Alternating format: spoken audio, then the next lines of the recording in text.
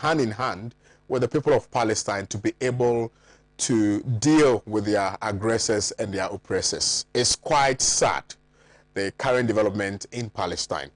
We will try and add our voice to it. We, the people of Ghana, must at all material times ensure that we speak up and be counted for what is wrong. We must be counted that we have spoken against the ills of the world, and that we have been very resolute in our minds and in our actions to support the cause of freedom and the cause of stability in Palestine. EC proposes electoral reform to improve upon future elections, and there are a number of issues that have emanated in respect of this subject matter. The EC has indicated that it cannot be faulted for all the mishaps that occasioned relative to the 2020 elections. You do know that there were a number of issues that happened.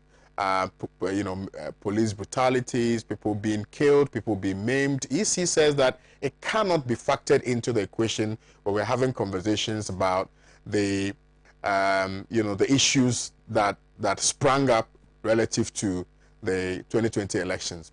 We'll get into that and find out whether or not it's indeed a good point to make at this material moment.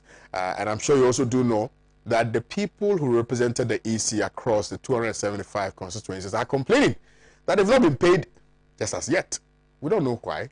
We will interrogate all these issues here and more, and what the EC should be gearing towards, and what the EC should be involved in, so that we can have a very freer and fairer 2024 elections. I believe you me, 2024 is going to be very crucial for the survival or sustainability of our very, very infantile democracy.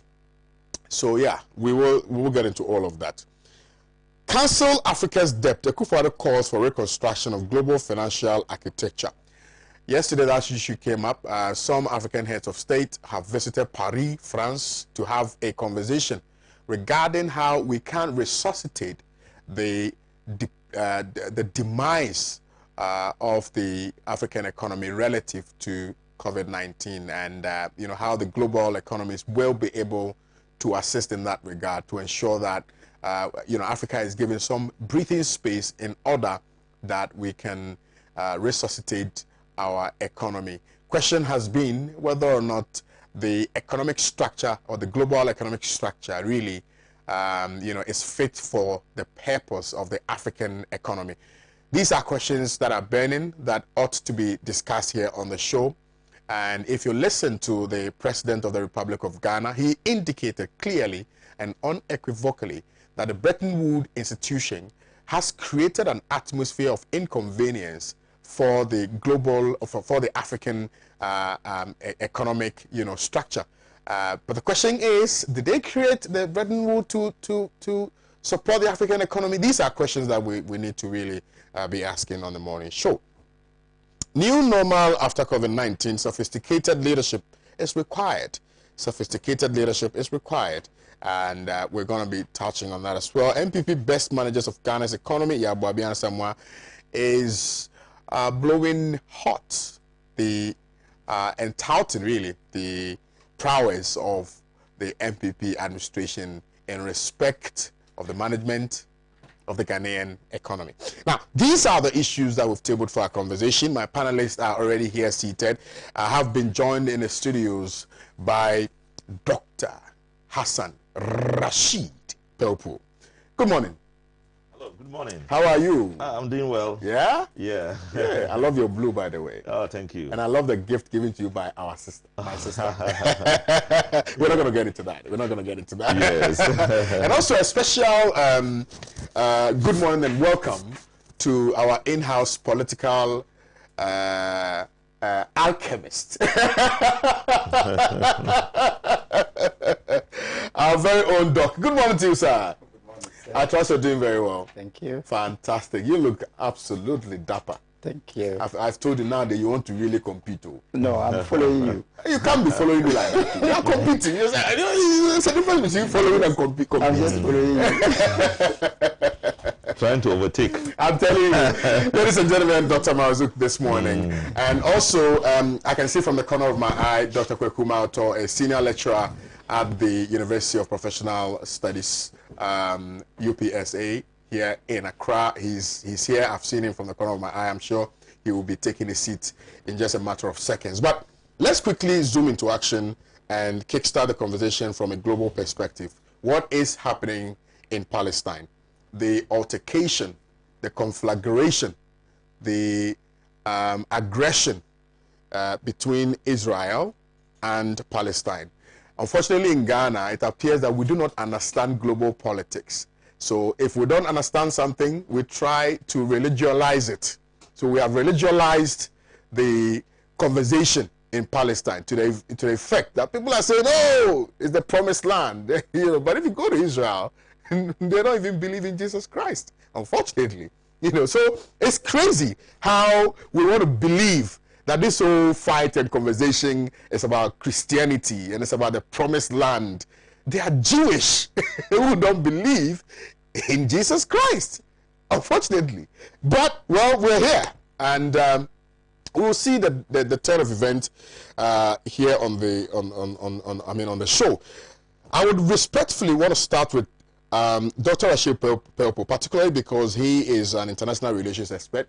And, of course, he's served in that capacity for so many years. Good morning again. Hello, good morning. Yeah. Your immediate reaction, or if you will, your initial reaction relative to what is happening in Palestine. I'm sure you are as shocked as I am. Yeah.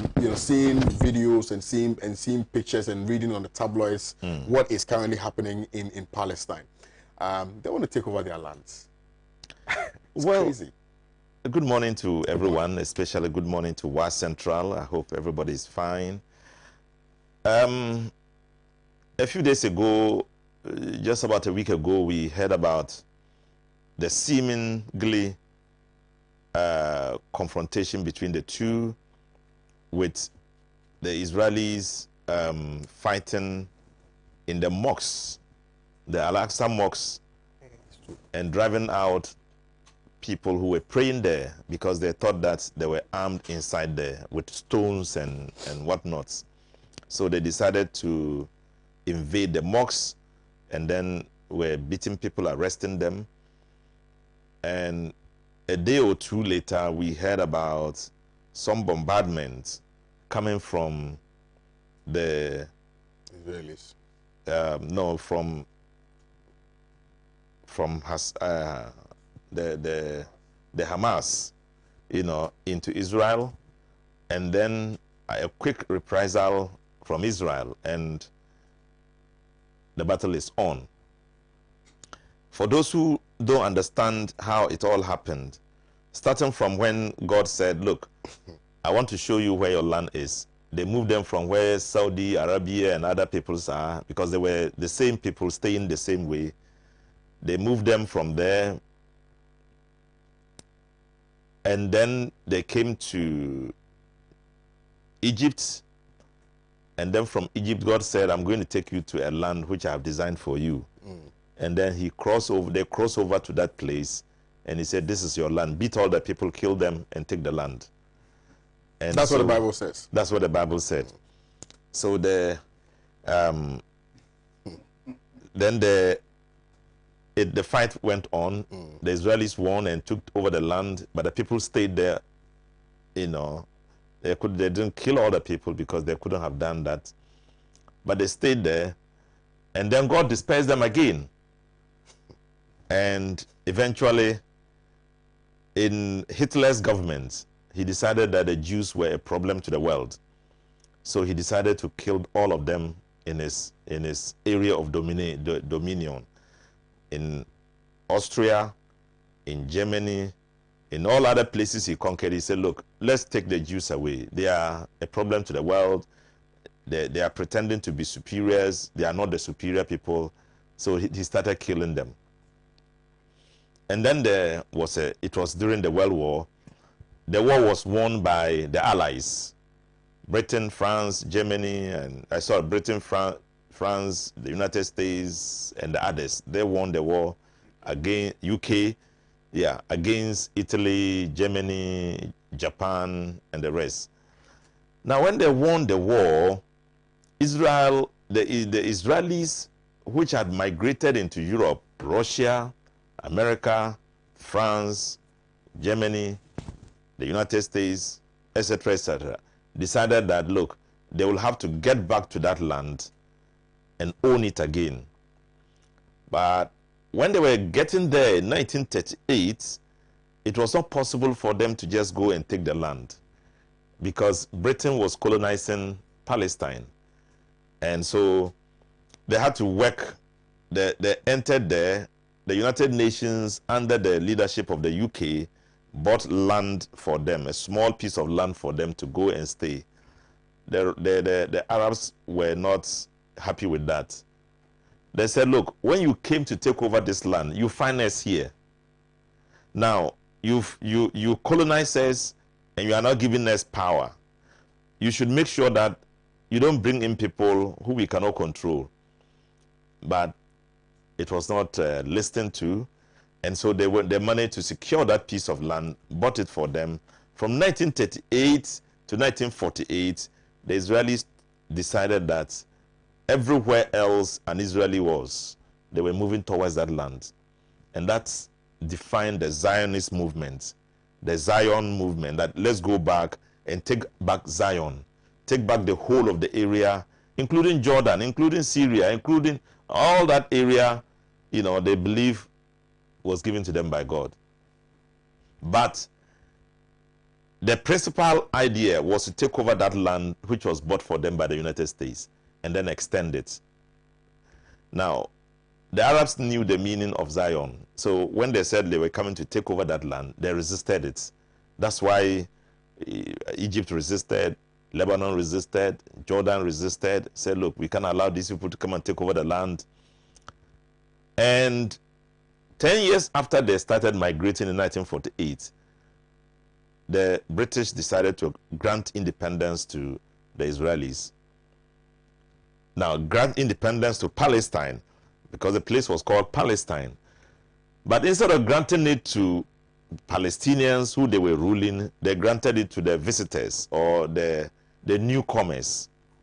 And so they took the land and declared that there was no boy called Palestine and that the whole place was called Israel. And that marked the beginning of the disturbance. The Palestinians had been fighting since then. One day after the declaration of independence by Israel, that the place is called Israel, the Arabs turned on them. And they turned against the Arabs. The Americans had always been a very good friend of the Israel. They gave them the latest jet fighters, the latest guns, the latest bombs and everything. With that small group of people, they managed to defeat the invading Arabian countries that wanted to drive them away. And so they established themselves. And since that day, every time there was a war, in the 1970s there was a war, in the 60s there was a war, in the 80s, every single time there was a war, they would push forward and take back and take more lands. For example, they would bomb when they were bombing the Palestinians and asking them, they were running away to escape death. Once you run away into Jordan, you are no longer one of them. You are no longer a Palestinian. You can't come back there. You have lost your citizenship. They will go and cut that piece of land and add it to their land. So every single time there's a bombardment of the Palestinians and they run away to leave land, they will go and take the land and add it to their own. I was in Israel a few years ago, and I was conducted by one of the Israeli tourists. How do you call them? Yeah, so tourist guard.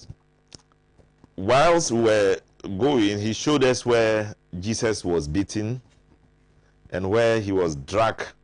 And when we got to a place, he said, this is where he was being dragged. And then he was now begging for his life. He said, please don't kill me. But they had to take him away. He didn't say it as if Jesus was any special person. Of course, they don't believe in him. So it's like they defeated somebody who was pretending. and they are happy to tell the story, you know. So that's it. And now, let's talk about the present. In the present situation, the challenge for most people in the world is that unequal force, superior unequal force, is used to respond to a less superior force. When you go to Israel, or when you go to Palestine, the Palestinian areas are controlled not by the Palestinians, but by the Israelis. They don't have their own international affairs. Or you can't engage another country for yourselves. You have to pass through Israel. You don't have your own security. You have to use the Israeli people are there. They are the ones guarding the mosques. Even the mosques they go to pray, they are there guarding it. And when you are going there, they will look at you. If there's a need for you to search you, they'll search you. And you have to pass through a certain place to get there. So their lives is inside the control of Israel. And so everything you are doing is still under the supervision of Israel. But these are people who thought that, look, we are different. We are Palestinians. We are not Israelis. We are Palestinians.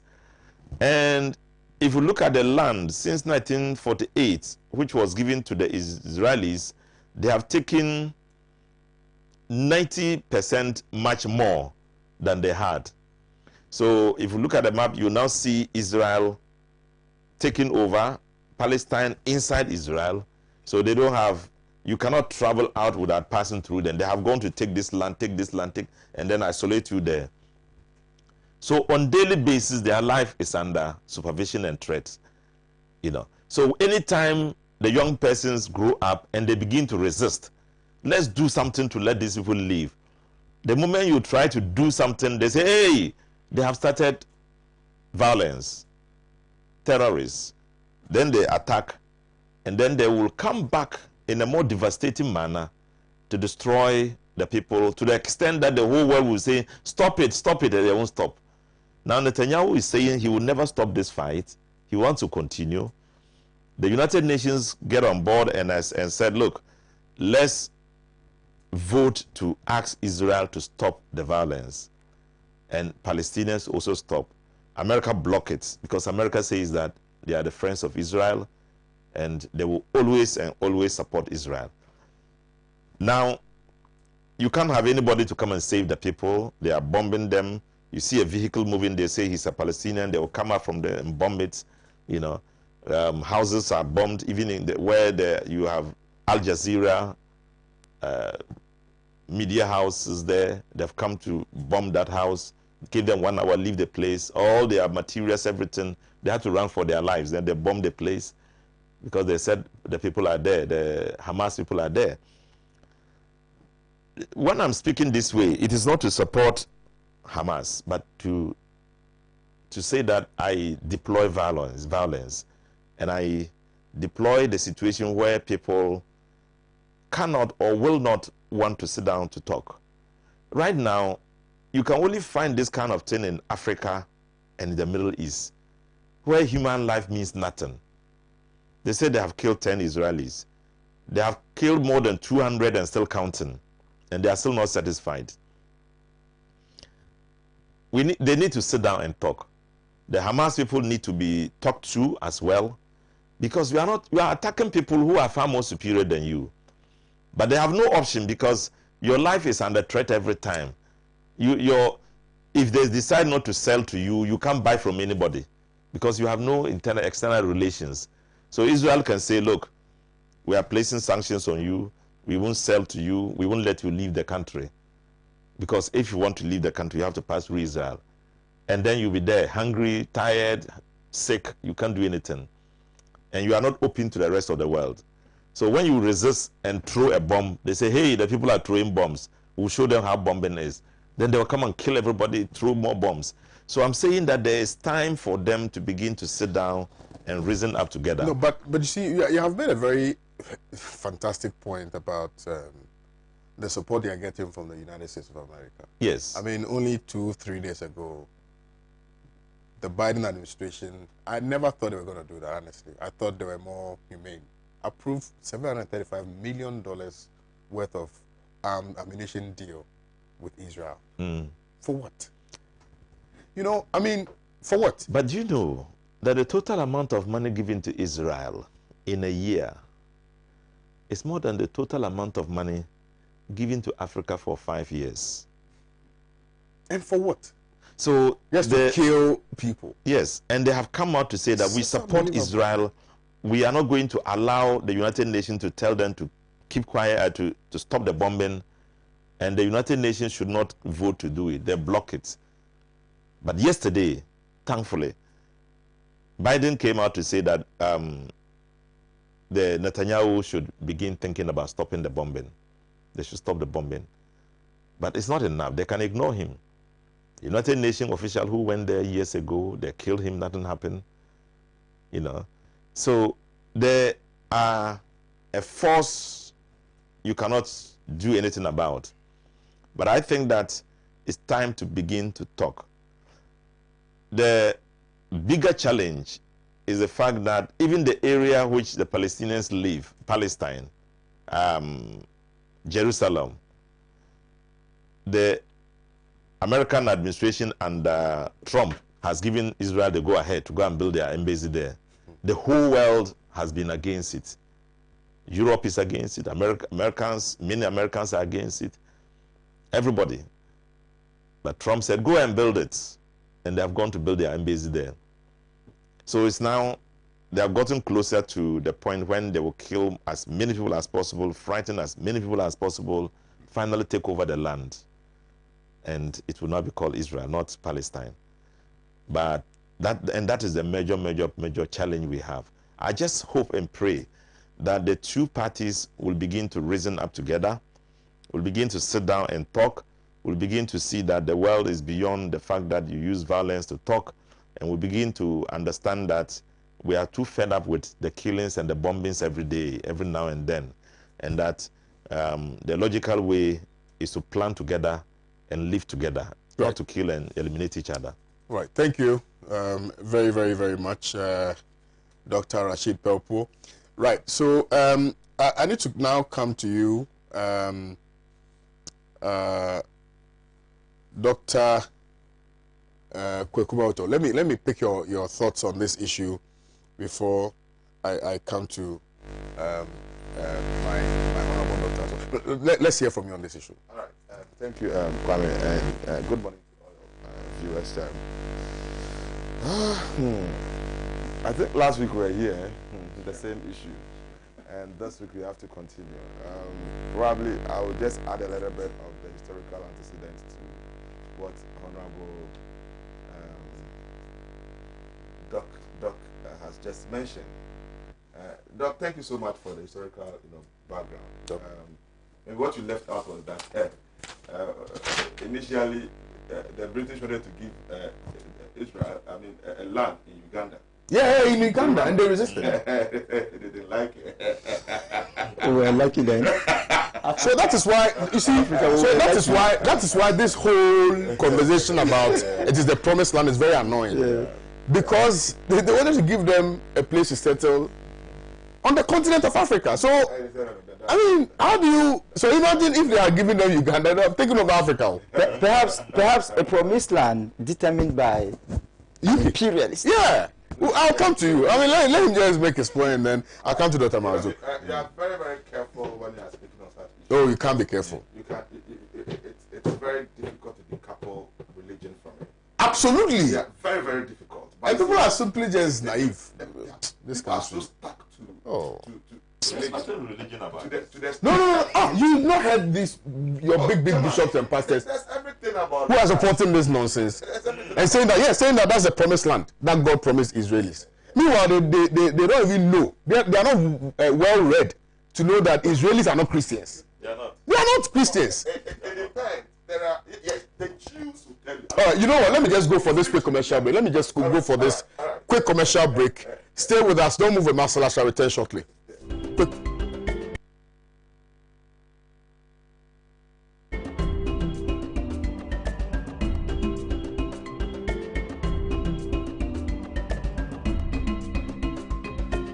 Every day, he has a drink filled with malt. Every day, he has a drink filled with malt and milk. Every day, he has a drink filled with malt, milk, and cocoa. Every day, he needs the nutritious goodness of Milo. Milo, the energy to go further. This advert is FDA approved. Every day, he looks after his brother and chases a bus. Every day he looks after his brother, chases a bus, and learns new things. Every day he looks after his brother, chases a bus, learns new things, and gets back home.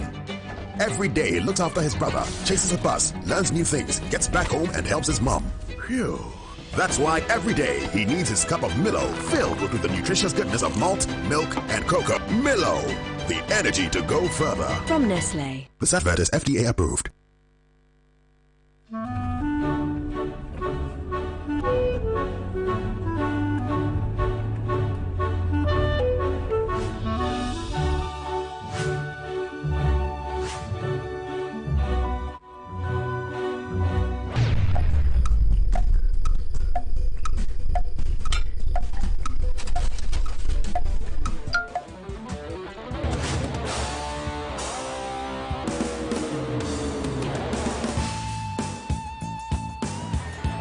Oh, it's incredible! Bang on target!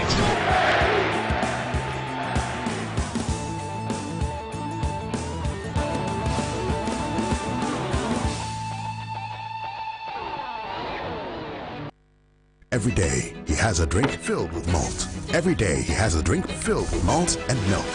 Every day, he has a drink filled with malt, milk, and cocoa. Every day, he needs the nutritious goodness of Milo. Milo, the energy to go further. This advert is FDA approved.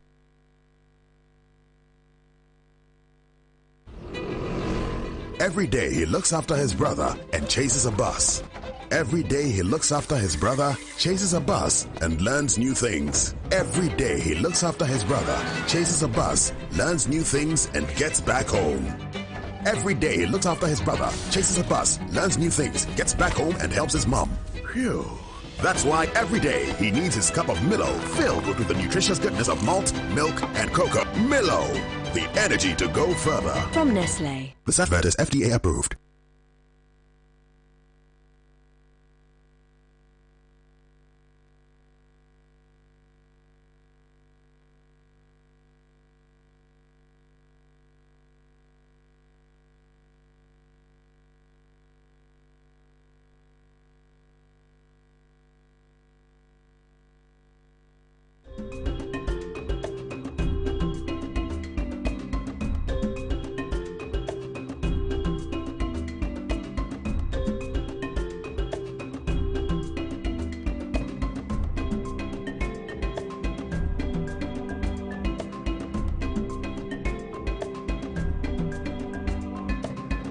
Welcome back. Well, if you just joined us, you're watching the Newspaper Review segment. It's getting very educative here on the show. I'm excited because of the historical antecedent that we've given to this conversation. Particularly also, we need to learn at some point. All of us need to learn. I think the greatest weapon that we can give to humanity is education. We need to really learn. Doc, you started with Uganda. Yes. And Dr. Rashid Pepo showed us the video of Idi Amin. Crazy man. but now, his words are beginning to make sense to many of us. It's a little bit complicated, okay? Yeah. We need to be very careful on how to cite various scenarios, okay? Especially when, I think we're talking about Jews not even believing in Christ. Yeah. I mean, you speak to an average. I was so happy that you started the example of your visitation to Israel, when a tourist guide, the way they even explain and describe an average Jew does not believe in Jesus Christ. No. They only believe in the Old Testament of the Bible. That's the Torah, okay? And it tells you that I'm a Christian. I believe in the prophecies in the Old Testament that gave birth to Jesus Christ. I believe in Jesus Christ as the Savior of the world. I mean, all these are religious things that we believe in. Now, the issue of Palestinians and the Israelis, when Honorable was speaking, I just casted my mind back to the plight of the Palestinians. You can't take it away from. There are some bad notes in there, and I'm also happy that the things I flagged out. I think you cited all of them, especially asking Hamas to probably tone down a bit, because the slightest thing you threaten with violence. Okay, and that's what happens when you oppress people so much. If you get the geographical distribution of these two people, these two countries, realize that one is incapacitated. Look, the Gaza, the first time I saw Gaza, I was like, whoo, it is within Israel. And you know, there are some places that the Jews cannot even go to. It is within, and so impoverished. I mean, with some level of poverty. Okay, and it tells you how restricted they are. Now, the world is a little bit sensitive towards this particular, crisis and conflict. Just as we are, you can say everything about it. But the issue is that the two people in there, the two countries in there, until they sit to decide and say that, look, let's call and then come up with some compromise for which we can live in peace. Until then, they'll continue fighting. I wasn't surprised. I mean, I just want to respond to the issue so that I don't go back to the historical antecedents. The issue of U.S. always giving the Israelis money. Chairman, one of the gifted people in the world when it comes to technology are the Israelis. I guess we all know the Silicon Valley, which houses the innovation of most of the global companies. And most of those monies go in there because those people are so creative. They create most of the IT. I didn't know until I went to Silicon Valley and got to know that most companies in US depend on this particular valley for most of their inventions. So you could see that relationship between US and Israel, the economic relationship. So the Israelis have empowered themselves economically that the world cannot do without them.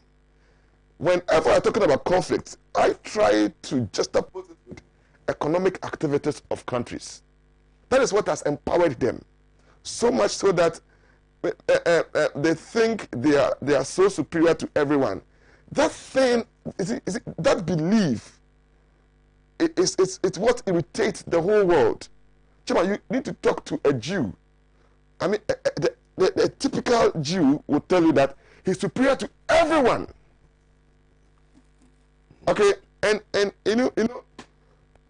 humanity ceases to be that friendly existence when people think superior to others, especially when we have the same features, blood flowing through our veins, the same blood. But if you think you are superior, that is what happens. Okay, look, no matter the case, taking people's lives is a serious thing. And as usual, sometimes you ask whether UN is still relevant when it comes to issues of striking peace deals. Before coming, in fact, I heard you about this Bretton Woods institutions, as whether they really think about the poor, as whether they were established. I mean, a call has been made. The same thing applies to UN. That really, are we really interested in ensuring that there's some truth when it comes to conflict between these two countries? These are things you have to be looking out for. And nobody, whether you support, whether you are an Islamic person or a Christian, okay, don't support bloodshed. Our Bible doesn't even talk about it. You know, does the Quran talk the same? Unless maybe my fellow Muslim brothers will tell me that the best way is to use radical means in solving issues. No, it's not done anywhere. But as usual, when people are so oppressed, there's that need for radicalism where they want everybody to hear them. But you see, the vulnerable in society are those who suffer. Absolutely. Where is Syria today? Syria, one of the respected countries in the world, they did not compromise on agreeing on a deal to call for peace. Today, it's a tattered country. The citizens have scattered globally. And you just have to listen to some of their citizens in Germany and other parts of Europe lamenting going back home. They don't feel. I mean, no matter how privileged you are, okay, home is home, Chairman. Home is home. Sometimes when you travel and you land at Kotoka, I'm back home.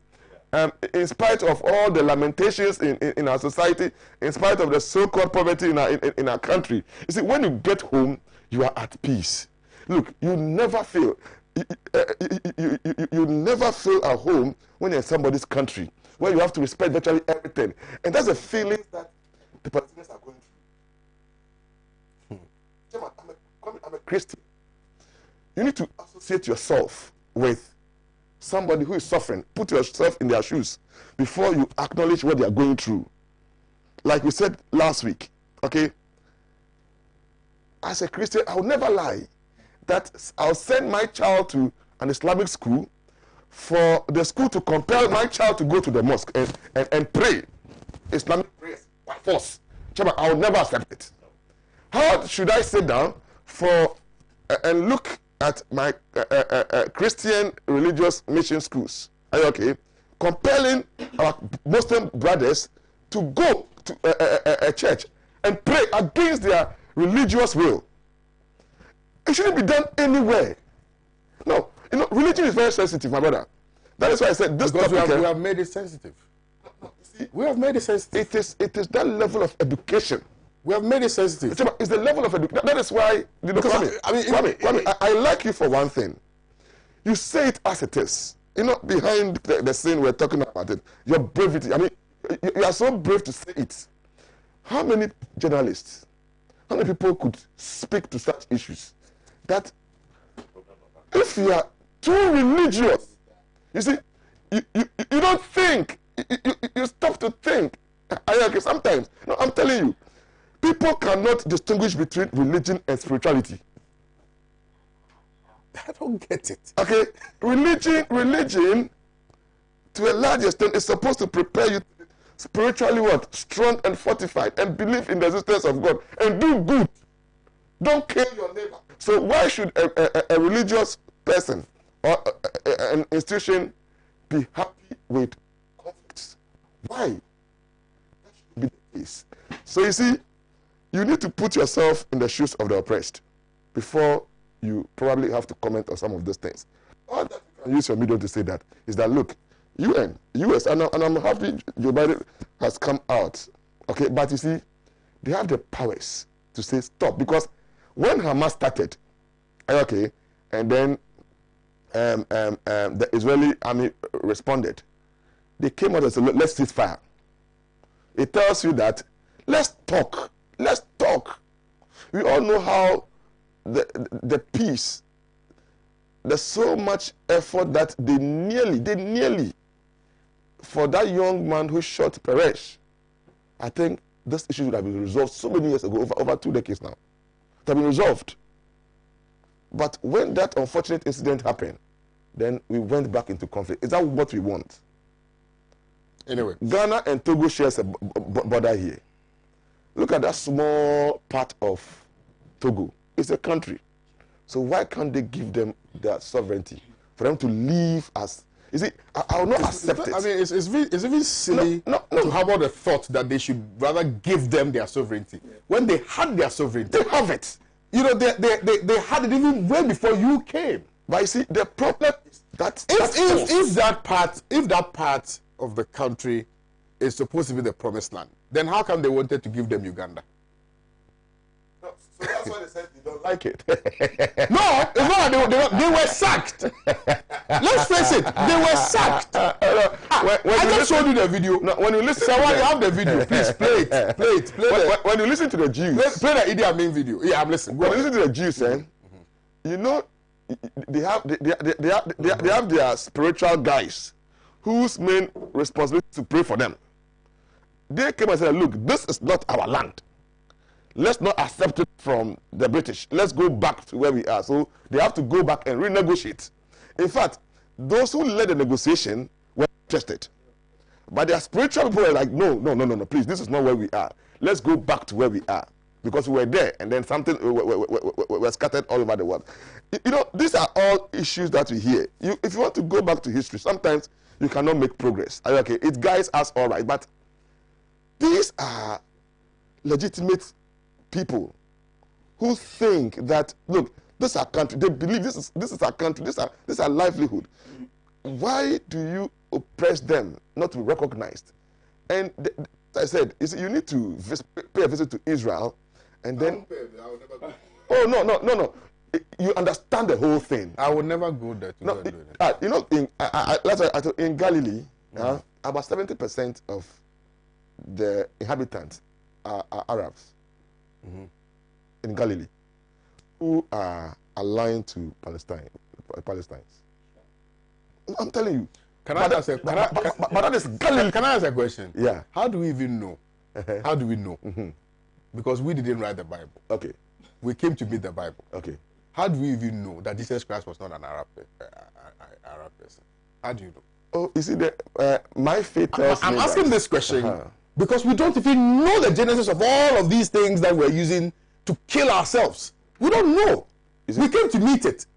Dr. Rashid Kropo, who is way older than I am, came to meet it. Dr. Rashid Kropo's father came to meet it. They came to meet it. So on what basis are we even in this struggle? Like, what is the end? What is the end game? Do we have an end in sight? Because you see, there's a huge misconception out there. This whole religious conflagration that is deliberately created to destabilize the world. If you check, people use religion to destabilize the world. Yeah. Oh, we are Christians, so we'll go and kill our Muslim brothers. We are Muslims, so we also retaliate. You know, it is crazy. Doc, I'll come back to you, Doc. There's a doctor, Dr. Something, who has been issuing statements and verbal messages on Kwame Onwa. I don't know what the kind of person he is. I think that Is that a Christian council man? Who says it? In Ghana here. Yes. he will issue statement to the Turkish and say the Turkish are coming to dominate and introduce Islam in Ghana. And then they have a Christian country. Ghana is a Christian country. It's as if Ghana is for him and his people, and somebody else we are coming to borrow. He has to be careful. Yeah, he's supposed to be a learned man and a religious man. He is an accident to Christendom. So no reason to judge Christendom. This whole thing for me. You conclude for me. Let me come to Dr. Mazu. I think I heard that voice. Okay. He should be cautioned. But why are we not arresting people like that? This one is a national security issue. He even threatened the state. No, He threatened the state. People like that should be arrested. You're arresting people for treason and things like that. This is treason. It's treasonable. Highly treasonable. Kwame, He threatened the state and threatened the president. Yeah. And Kwame, Threaten the president. I'm telling you. Oh, I think you've not heard it. Yes, he hasn't. Because why would I listen to somebody? No, sometimes it's good to listen. Are you okay? You see, I belong to a platform made up of Muslims, Jews, as well as Christians. I don't know whether you're on it. Jawle's platform. No. Now, on that platform, we share. We devote a day so a Muslim can come and give a sermon. Then we subject it towards some peer review. And then we sometimes tease ourselves. And the emotional ones will leave. But for me, I'm a very open-minded person. Okay? Now, when this video, audio, not video, it was audio, was sent on the platform, then somebody made a statement. The one talking, if his name was like maybe Mohammed or Ibrahim, like by now, they would have invited him. Yeah, That is the discrimination we are talking about. Yeah. You see, no, Chairman, you see, these are the hard truths you have to speak to. So if the name was said, these were threats, give evidence. And spiritual things, it's difficult to give evidence. The things that of the spirit, are you okay? You don't just say them. When you say them, it has its own implication.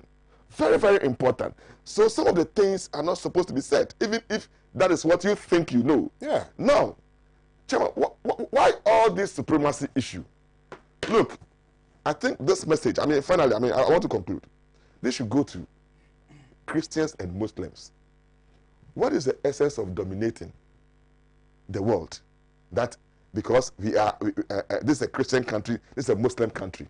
What kind of thing is this? Ghana is a unitary state. A secular democratic. Secular. It is not a Christian or a Muslim state. It's not a theocratic state. None of the presidents who can come and declare this place, Ghana, as either Christian. Look, before Christianity and Islam, we were. You see, you just took the win out of my Look, before religion, we were brothers and sisters. And you know what pains me? I wanted to ask that question. Say before foreign religion. Kwame. Before foreign religion. I was born and bred in Accra, New Town. You have Muslims and Christians staying in the same house. Look, until I grew up and moved out of New Town, because of work, it was rare for me to hear some of the things I hear these days. It's madness. Oh, these radicalism people call themselves educated people. It's crazy. That's the over reliance. I'm telling you on religion on.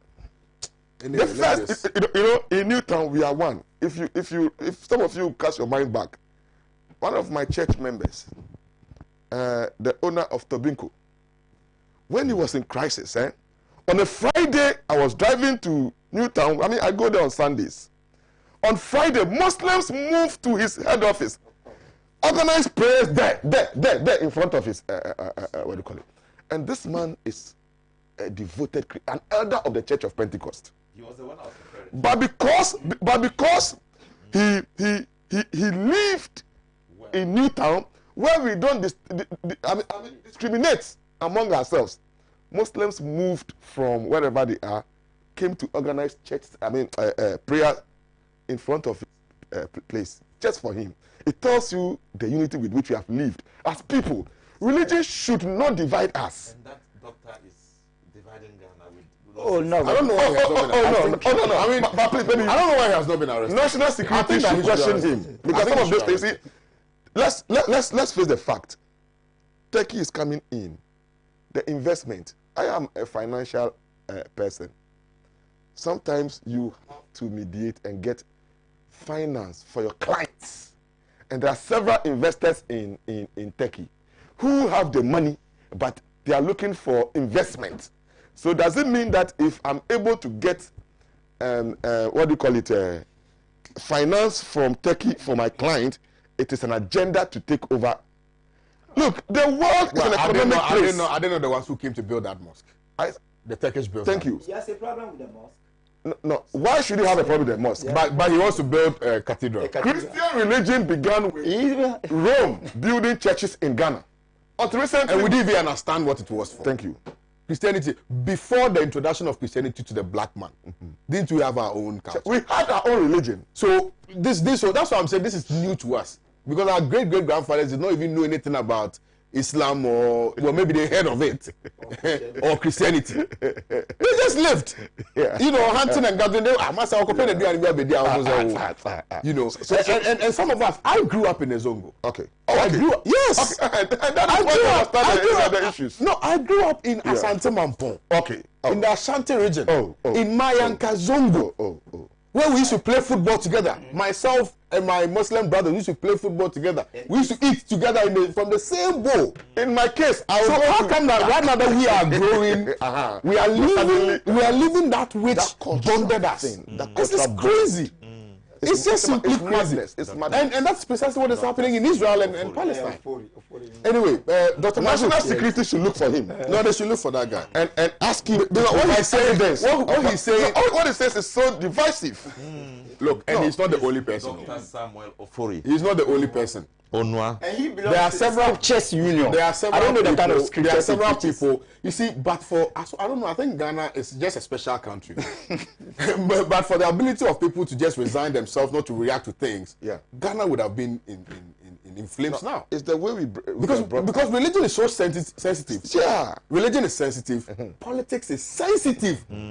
So you have these two elements controlling the people of this nation, and yet somehow we've managed to live, in a very cohesive manner. So we don't want somebody to come and create any conflagration that will lead to, a further cracks being created, which cracks will then lead to the country. To burn. It's crazy for this doctor. What's his name? Dr. Whatever you call it. You haven't heard it. I don't know him. Maybe I'll push it to you. Yeah, forward it to me. Let me play it on air so we can disgrace him properly. Dr. Maruzuk, let's hear from you. No, we need to disgrace such people. Name and shape. No, we need to name and shape. Because if he has kids, we have to reform him. He has kids who are growing up. I don't know the kind of training he will be giving to his kids. Because then you are building them up to create some hate or some hatred for So that's religious intolerance. Yeah. And it's terrible. Yeah. Good morning to the cherished viewers and viewers, and thanks for the opportunity. Special good morning to the Warma team of Yan now, of you now, of Myanglana. And I'm so much grateful to be here. Yes. The Palestinian-Israeli issue is a man-made tragedy of unspeakable proportions, an insult to the contemporary civilization of humanity, an incentive to global injustice, and an attack on human dignity. But the headline says China blames U.S. for the UN failure. I disagree with China. I rather want to blame the entire global political structure. And I think China is also one of the superiors. For us to understand the dynamics of the situation, we need to understand the structure of the global political order. I have seen that our president is calling for reconstruction of global financial architecture. I would rather call for the reconstruction of the global political order. The nature of the UN itself is a tribute to injustice. This is a global order that recognizes supremacy. And it is the same US, I mean the same UN, which in fact UN is a synonym of US. And if you understand the dynamics of governance, you will not be surprised. Because the UN was formed at San Francisco. San Francisco. So if you have an order, a global political order, that recognizes supremacy, definitely you can't do away with racial, political, and religious supremacy. And that is exactly why we are here. Dr. Rashid Pelpo has given us a very beautiful historical background, and this background has been supported by Dr. Mauto. I don't want to go into the background. I just want people to understand that injustice to Palestinians amounts to injustice to humanity. And it is all of us who must rise against this injustice. If you look at Palestine today, you will not be wrong to conclude that they are victims of a multiplicity of evils. One, the flawed global political order. Two, they are also victims of Arab hypocrisy. Three, they are victims of racial supremacy. That is Zionist racial supremacy. Four, they are also victims of global injustice. So the Palestinians should also understand. You know, the U.S., I don't want to blame U.S. alone, and then sometimes we need to even be fair to the U.S. because the U.S. supports the Zionist aggression against Palestinians and in a minimal way offers the Palestinians a kind of financial support. The U.S. does that.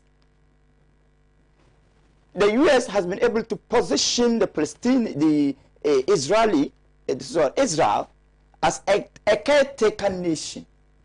UN plus the U.S. and other Western supremacists have been able to position the state of Israel, as a caretaker nation in pretense. But in reality, Israel remains a terrorist nation. It is a terrorist nation. victimizing Palestinians with impunity. We are lucky that Joe Biden has called for ceasefire. Yes, Joe Biden has called for ceasefire. But Netanyahu can ignore Joe Biden, as has been stated by Honorable. He can ignore Joe Biden and continue the mayhem, the animalistic attack on Jews with impunity. Nothing can happen to him with impunity. We mentioned religion. Of course, religion and politics are tools of social order when pursued decently. But when pursued indecently, they become tools of aggression, tools of destruction, tools of undermining, tools of retrogression. And that is exactly what we are witnessing today. Jews, Arabs, and Christians are from the same family. In fact, the Judaism, Islam, and Christianity are all Abrahamic religions. They are all from the same ancestry. So if they understand that they are pursuing the same goal from different perspectives, no one will witness this total animalism. But because they themselves have allowed themselves to become manipulative tools of certain imperialists wishing to control the whole world, they themselves have reduced themselves to tools of aggression. And that is exactly what we are witnessing. The Palestinians have suffered what the Jews suffered years ago. And I, a defender of human rights, will never at all support the Nazis' aggression against the Jews. Because we spoke against it. Yeah. We have been a campaigner, we have been campaigners of Nazism that propel Holocaust. And I have always described Holocaust as an act that drove humanity to a semblance of an animal kingdom. So if I have the edge to condemn Holocaust that victimized the Jews, I should, in a manner of justice, continue to condemn the Zionist aggression and justifiable Zionist aggression against the Palestinians. And I think this is unfortunate. So history must guide us.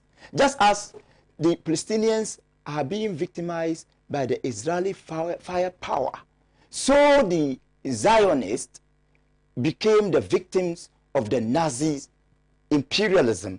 And we are here condemning both. Both are not in the interest of humanity. So the Israelis themselves must learn from history. It is true. Let us now call for a new global order that respects the so-called equality, equal justice. It doesn't matter. Sovereignty is sovereignty. Whether it is a small nation or a big nation, the sovereignty of the nation must be respected. And if the San Francisco-based UN, which is now headquartered in New York, still in New York, right, can learn from its own formation, it must accept to review its structure to be in line with the needs of contemporary society. There must be justice. Part of the solutions to the Palestinian issue, I want to offer 3 solutions. Okay. 1, the Arabs themselves must run away from their hypocrisy, come together, not to fight the Palestinians, but to solidarize, not to fight the Israelis, but to solidarize with the Palestinians and lead a diplomatic crusade, a diplomatic battle. We are not, this is not armed, but we are in a contemporary society, and armed battles can never be successful. They must lead a proper, coordinated, diplomatic dialogue, so that once they are recognized as people with power, financial power, technological power, then their paymasters will listen to them. In fact, if they now see themselves as people who can hold their own destiny, those that are now paying them, I mean the Western imperialists, will listen to them, and then they can at least broker certain areas of peace. That's number one. Number two, we are talking of technological and scientific supremacy. Israel is not superior just because it is superior. It is superior because it has the technological supremacy.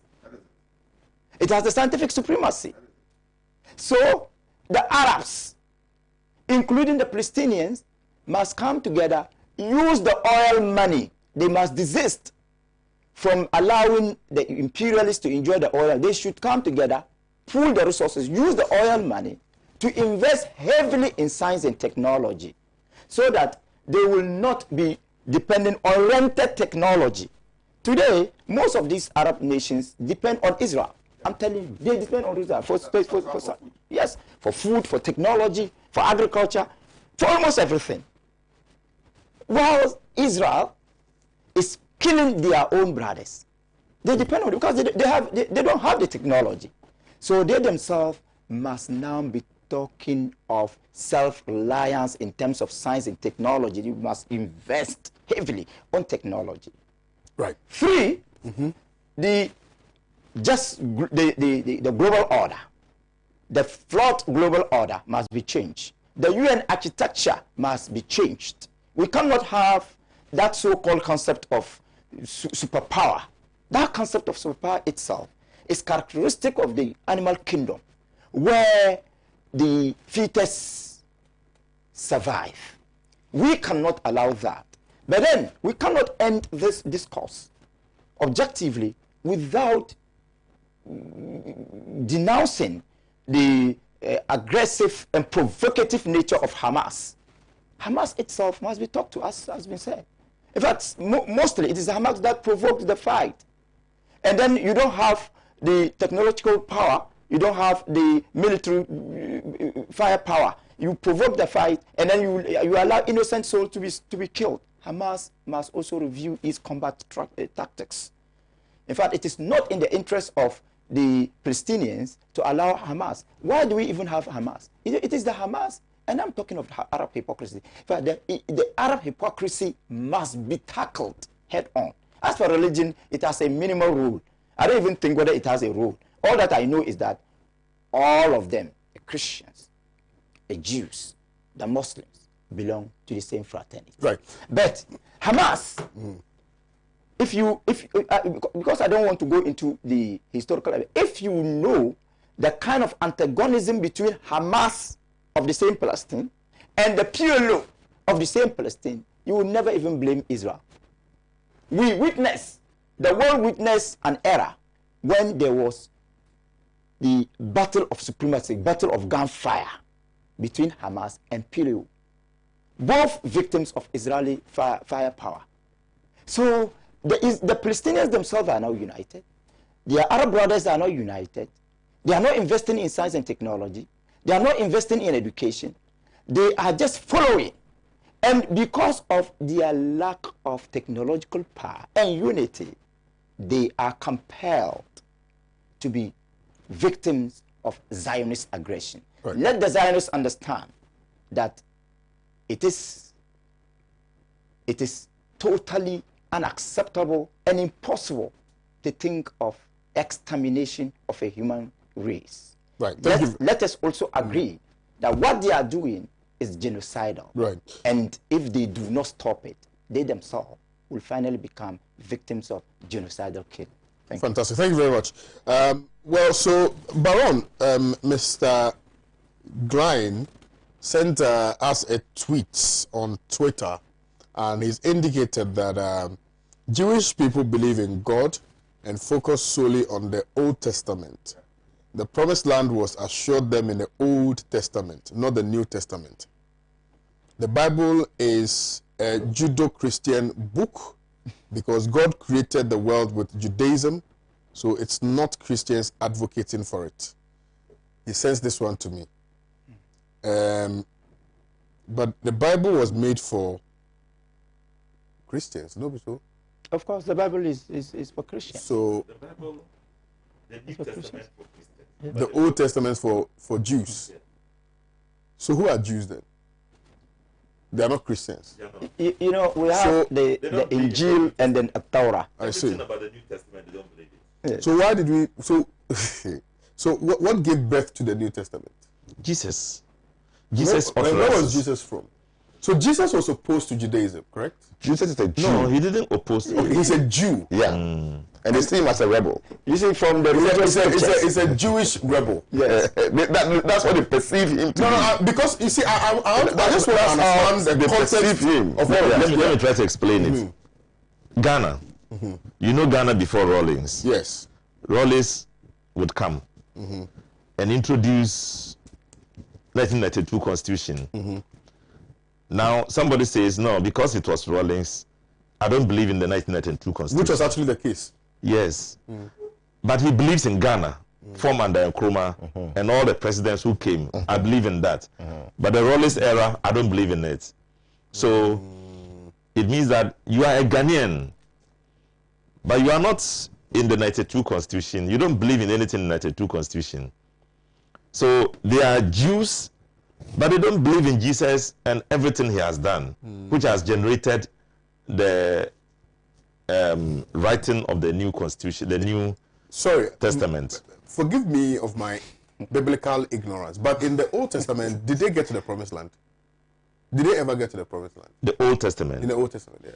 Yeah, Moses didn't get there, but the rest of them, they got there. they finally they got there. after 40 years. So after they got there. So if they go to the Promised Land, it means that the Promised Land is in existence.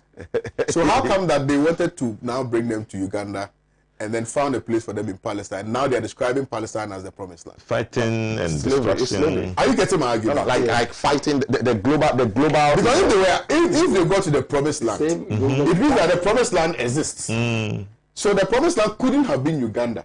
No. And the Promised Land couldn't also have been Palestine. Yes. So where is the Promised Land? And the case of Uganda, that's what I said, you see, they resisted it. I mean, that's what I'm saying. Forgive my biblical ignorance because I don't know. I'm just asking. But Kwame, let me make Ibrahim Washara, with the grace of respect, I think we need to proceed because there are several other topics that we need. Beautiful as it is, very informative and educative as it is, but we need to move on. Ibrahim Washara says, here in Canada, Jewish community are the most segregated area. They don't talk to anyone or shop with anyone. They do their own thing. Yeah. Mumuni Baba Shakul. He's insulting somebody. The person said he's a great spiritualist. The guy said he should go and give the money to the mother.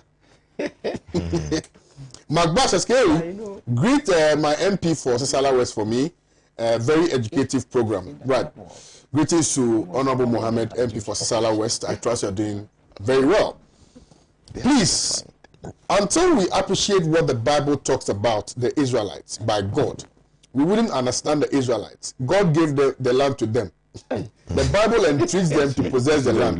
Please, read Jeremiah 15. Jeremiah is in Old Testament or in Old Testament? Jeremiah is in Old Testament. Yes. But they go to the Promised Land. So how did they move from the Promised Land again? Now, it is through this global battles. Are you okay? If God promised them the land, God would never have taken them from the land. Because that was a Promised Land. They would have lived there and died there and stayed there. They wouldn't have been when they came there, the people of Palestine were already there. It's not like they came and met a bare land.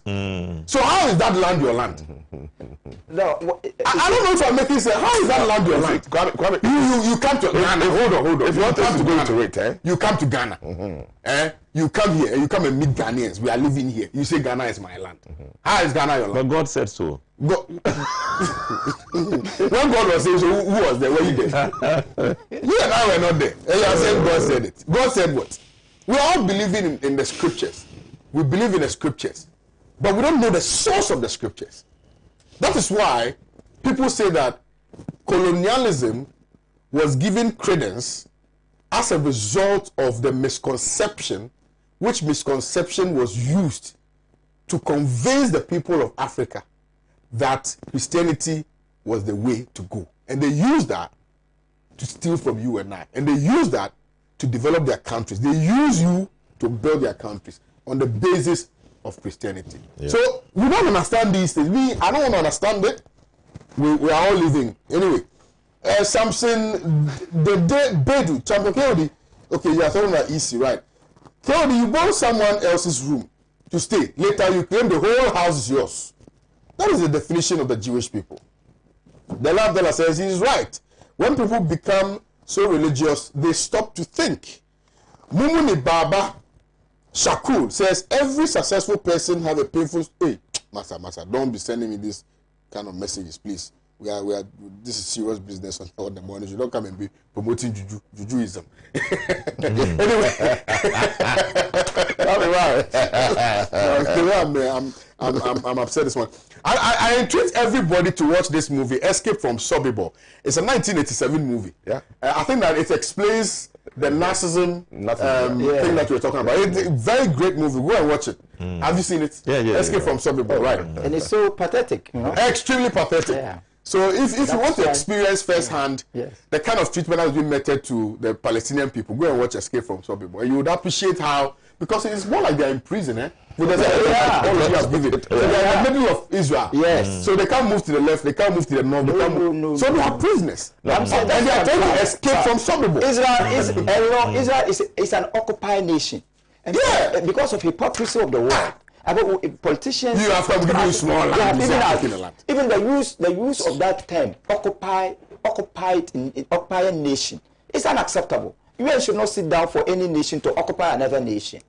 It's terrible. No, it's very terrible. Yeah, but it's happening So in it the is a terrorist nation. Arab Republic, and we are even not talking about. Yes. You know the Sahrawi. Yeah, it's happening. And that's what I'm Morocco. saying that US. Morocco. Yes. Yes. And that's what I'm nobody's saying talking that about it. US It's should not crazy. be, that's why I'm saying that US should not be singled out for blame. Anyway, MPP Delta Force on rampage brutally assault Ashanti Regional Security Coordinator. We're coming to that topic. After that, we will look at what Yabuabea Samoa is saying, that MPP are the best managers of Ghana's economy. And I'm sure Dr. Kwekumauto will be delighted to have a conversation because it's on the economy now. So much delight. So we'll get to you. But let's first address this teething problem of the assault on DCOP Ado retired. Dr. Rashid Popo, with a great of respect, let me start with you. Well, thank you so much.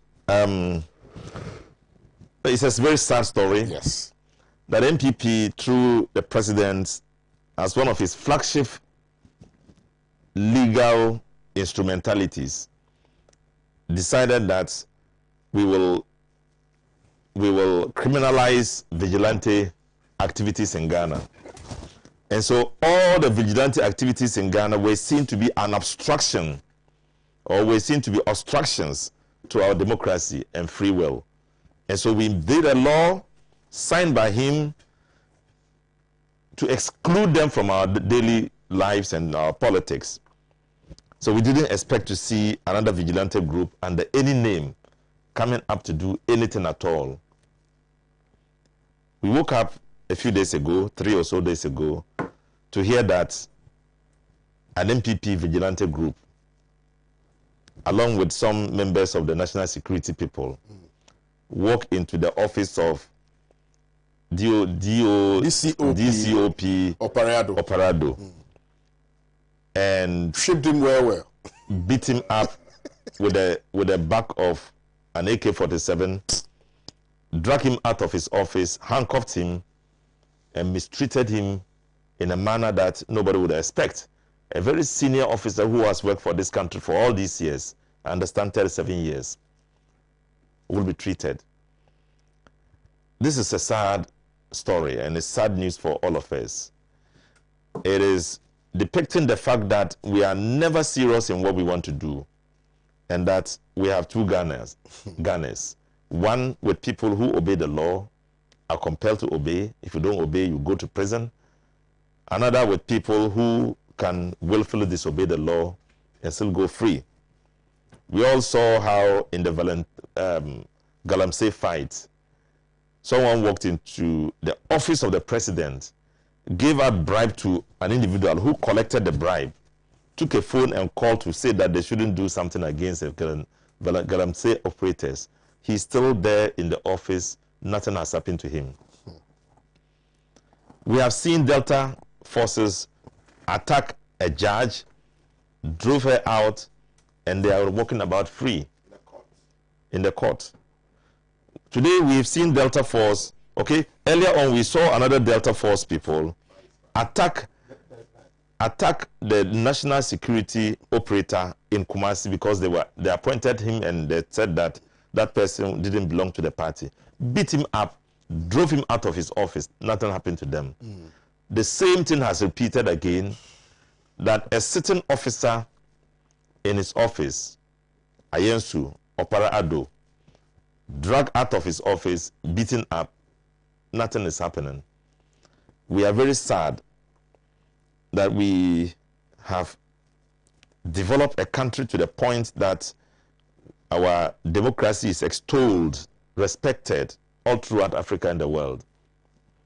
Our free will, our free speech, freedom, democracy, tolerance are part of the daily lives of the Ghanaian, are so much desecrated by so few people who insist in staying awake and doing all the wrong things and will still go free. I think that it is time for Ghanaians to speak. Somebody has to take the lead to fix this country. Nanado must take the lead and fix this country. The reason is this, that we all decided that, look, human beings are not superior. We are not angels. We are not God. We are people who can make mistakes.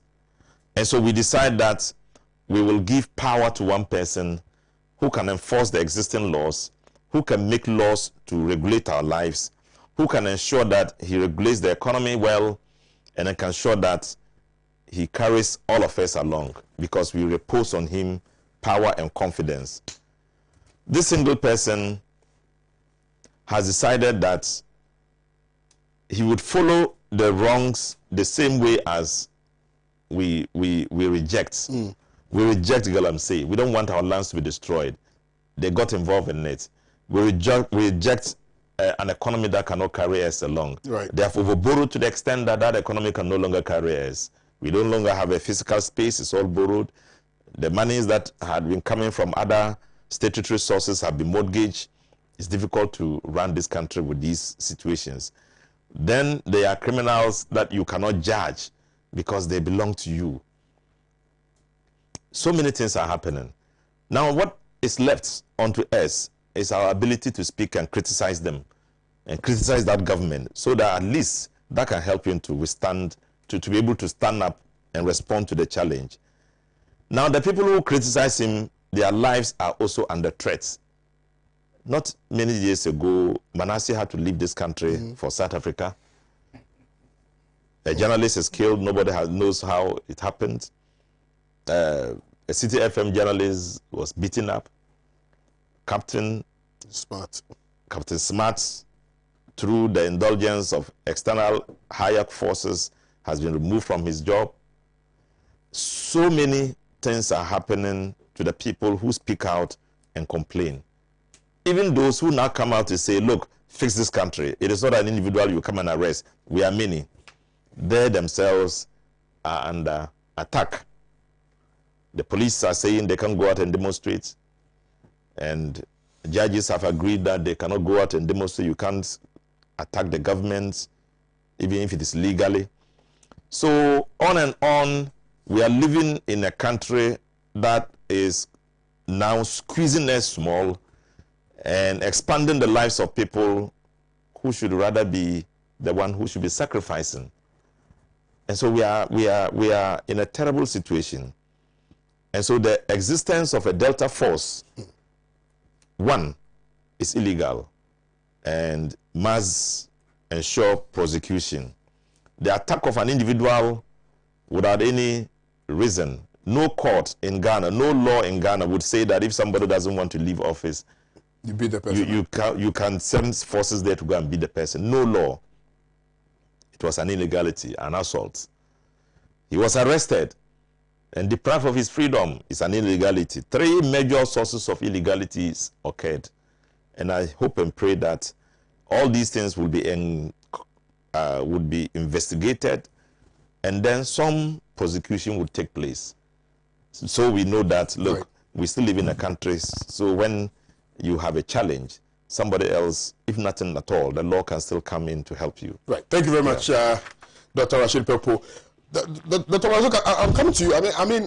It stands to reason the demands, that people are making in respect of all of these things that are transpiring, primarily because of the fact that we did not implement the white paper that was recommended by the Short Commission in respect of the Owusu West Wogga by-election, because all of these things are springing from the fountain of the things that we spoke about when the Owusu West Wogga issue became rife.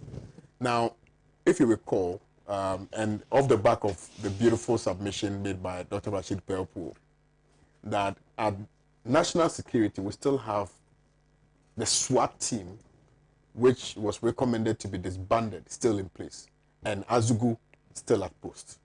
Now, it just goes to embolden the other vigilante groups which exist, because they believe that even at the national level, we have not been able to disband, the SWAT team, which meted out those brutalities to the people of Owusu West Wogga. So, perhaps their action is as a result of the strength and the oxygen that they've been given by reason of our inability to follow through and true to the implementation of the white paper that was issued by government because of the commission and its report. Yes, there is wisdom in that assumption. It's much more wisdom. And I see what is happening as something that paints a gloomy picture of security in this country. In fact, it is a huge source of concern. Everybody must be concerned about that. The disbandment of vigilante groups could be theoretical, but the actual disbandment is something every Ghanaian wants to witness. It is important for all of us to understand that no one is above the law. Ours is democracy. That also tells us the kind of policing we are witnessing. But it looks as if there is more of regime policing than state policing in this country. And if you consider the whole issue, you will understand that what happens seems to be in the interest of the governing political party, and that makes it unfortunate. And I will tell you why it is unfortunate. If you consider this and related issues happening in this era, you will be tempted to believe that we are systematically drifting into a paradoxical situation of constitutional tyranny. And that is unfortunate, very unfortunate, because it questions our democratic credentials. You and I have spent time to contribute our quota to the consolidation of constitutional order. We cannot sit down and consent for nitwits in police uniform, nitwits in party colors, nitwits in the payroll of government, nitwits in the manipulative capacity of some individuals to destroy democracy and to drill back the success that we have chalked in our journey to democratic prosperity. Let me tell you why it is unfortunate and why we should not sit down. You have more of party boys defending this. I mean, they are defending what is happening.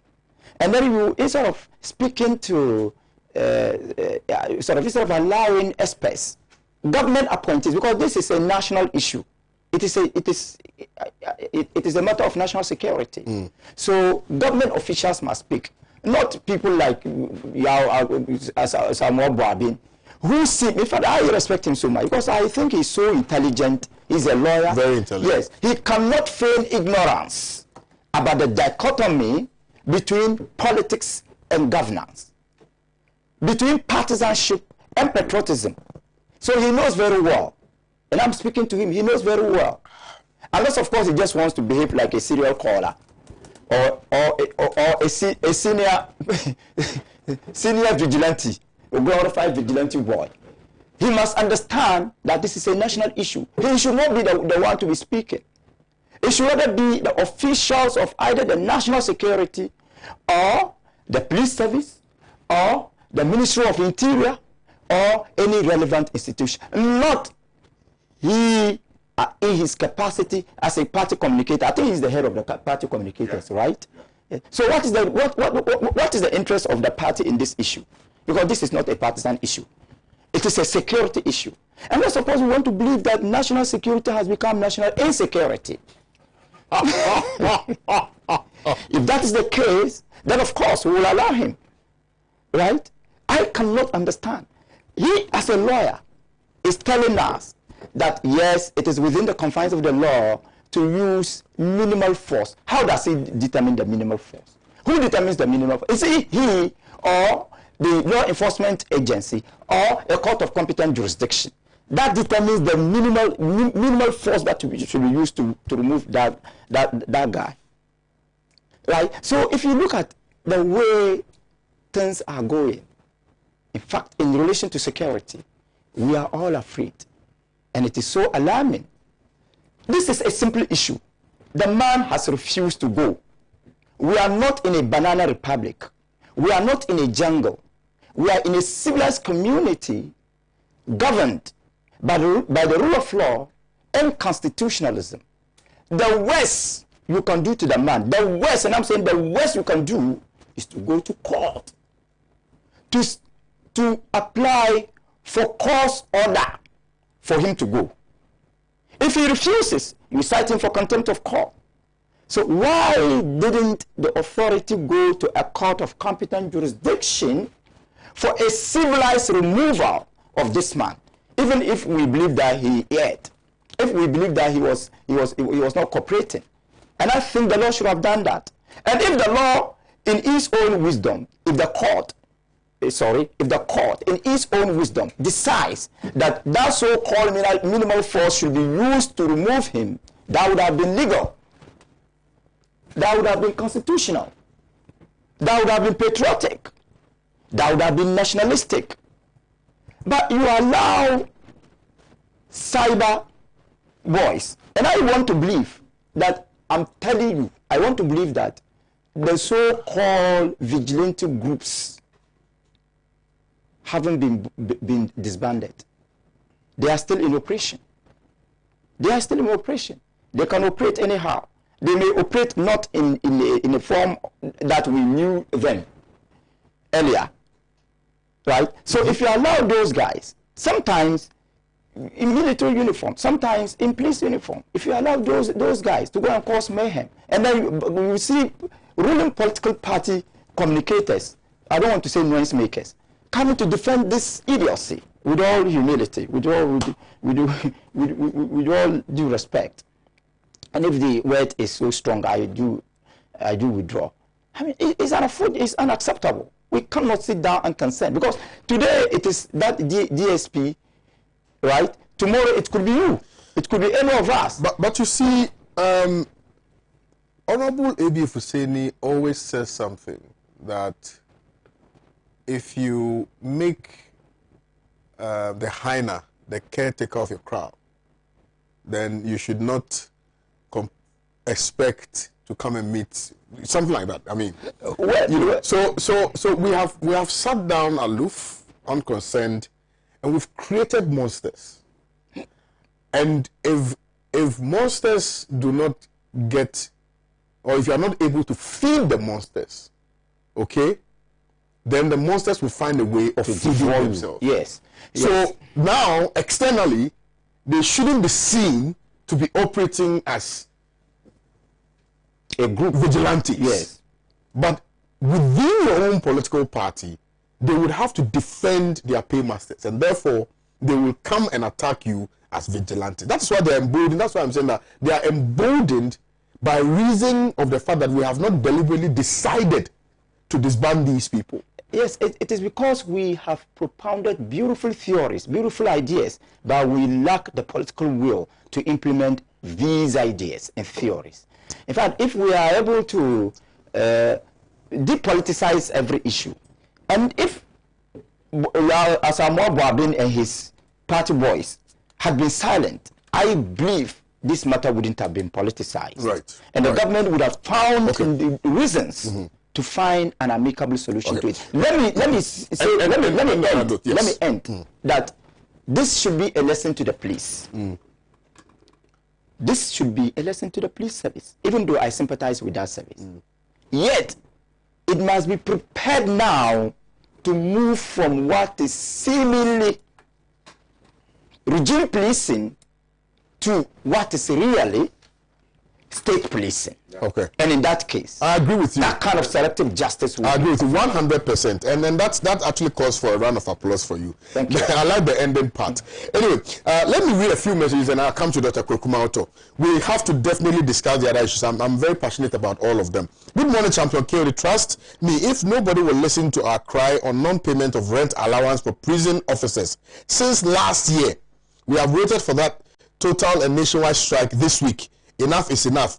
Vida has sent in this message, and it's a problem. That's why we are saying we should fix the country. Don't be so. Be so. We should watch a film you talked about. Okay, which one? I'm talking about Escape from Sobibor. Sobibor spelled S-O-B-I-B-O-R. Sobibor. It's even free on YouTube. Escape from Sobibor. I don't know if it's on Netflix, but those times my daddy had the cassette. But that movie is about the Israelis. It's about the Israelis. Yes. How they were locked up, Yes. killed, Yes. bent, and then Yes. Sobibor, they had to. They had to flee from Sobibor. That is why. And you are saying that if you look at it, you see how the Palestinians are also locked up, Absolutely. seeking Beautiful. to run away from where they Fantastic, are. fantastic. And which is why somebody sent a message and says that Mahamaba McGani is saying that the people who flee genocide, or let's say who fled genocide and Holocaust, are now committing genocide and Holocaust on the people who saved them. That's a very deep statement. Yes. The greatest time Israel has been at peace was when the Muslims ruled Israel. Nobody had a problem. In fact, they moved in and out. The place was free. There had never been any contact, any confrontation or fight. When the Turkish ruled the place and the Muslims were in power, no problem. They had been friends. No fighting ever occurred until now. Until now. Yunus Sapachene says, please, I have lived in Israel for 9 years. The current Jews are atheists. The believers are only 5% out of the 100%. It's true. Yes. But Kwame, just So it's not even true that they are even fighting for some promised land, because even if they don't believe God exists, Yes. then what promised land are they referring to? just 1 minute. 1 second. 1 second. Yes. Let us also not conclude that all Jews are for the aggression. In fact, there are Jews who have held demonstrations against the regime. So normally it is the political establishment That's that true. commits That's the true. atrocities. Yeah, right. And I've But met can I very also good Jews in explain Manhattan, something in America. between a Jew and an Israeli? Okay. There are Israelis, about 6 million of them, but a small number are Jews. The Jews are a religious group. Not all of them are Jews, even though they are Israelis. Yeah, Israelis, yes. There are So also you have about 80% of them who don't believe in the Jews thing, who don't pray, who I don't believe in God. No. Yes. But you just have the small group who are Jews, Okay. very small group. And those are the ones between 80% And they call them the and traditionalists. Even the Jews themselves call them traditionalists because they believe in those things. I see. it's so We complicated. need to read, though. Because these are pastors, they are confusing people. But fellas, to say something, they are great people. Very yeah. intelligent. Yeah. Oh, no, as for intelligence, they have it. But you see, intelligence without humanity It's bad. is terrible. meaningless. In fact, it's evil. Felix Domeko says, thanks for demonstrating your professionalism. Benjamin Yapo says, this is calling for another June 4th uprising with fierce accountabilities. No. I don't know what you mean by that. Not at all. Ibrahim says, the president a few months ago said there are no more Delta forces. What happened in Kumasi? But It appears in Kumasi they always beat the national security coordinators. So. You know the first guy who was dragged down the stairs. Yes. They beat him mercilessly. For not being. I'm telling you, they beat the guy. NPP staff and was appointed. There are several other topics. I need for us to touch on them. Before we read more messages. I'll try and read more. Even if I have to exceed the time, I will plead with my producers to do. Dr. Mazuka, I'm starting with you on the next one. All right. Actually, no. Let me start with the Economist on the next one. No problem. That's fine. Yalbuabin Asamoah Esquire is reported to have said that MPP are the best managers of the economy. That is one aspect of it.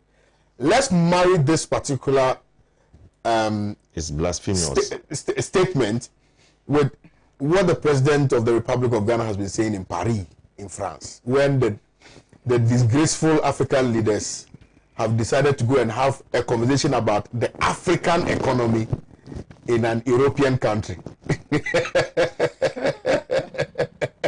The unpresidential African president having an economic discussion about an African economy on European soil. Without the involvement of EU, but with the involvement of EU as a bloc, plus some other superpowers in Paris, in France. So, these two topics. Maybe let's start with Abwabia Samoa, and then we end with Nana Dankweku for others. Please. Okay. Kwame, I didn't express, there was no submission on the DCOP operation. Forgive me, please.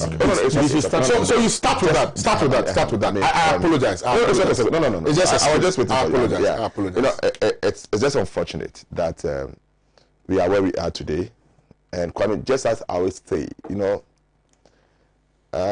it seems political parties do not learn.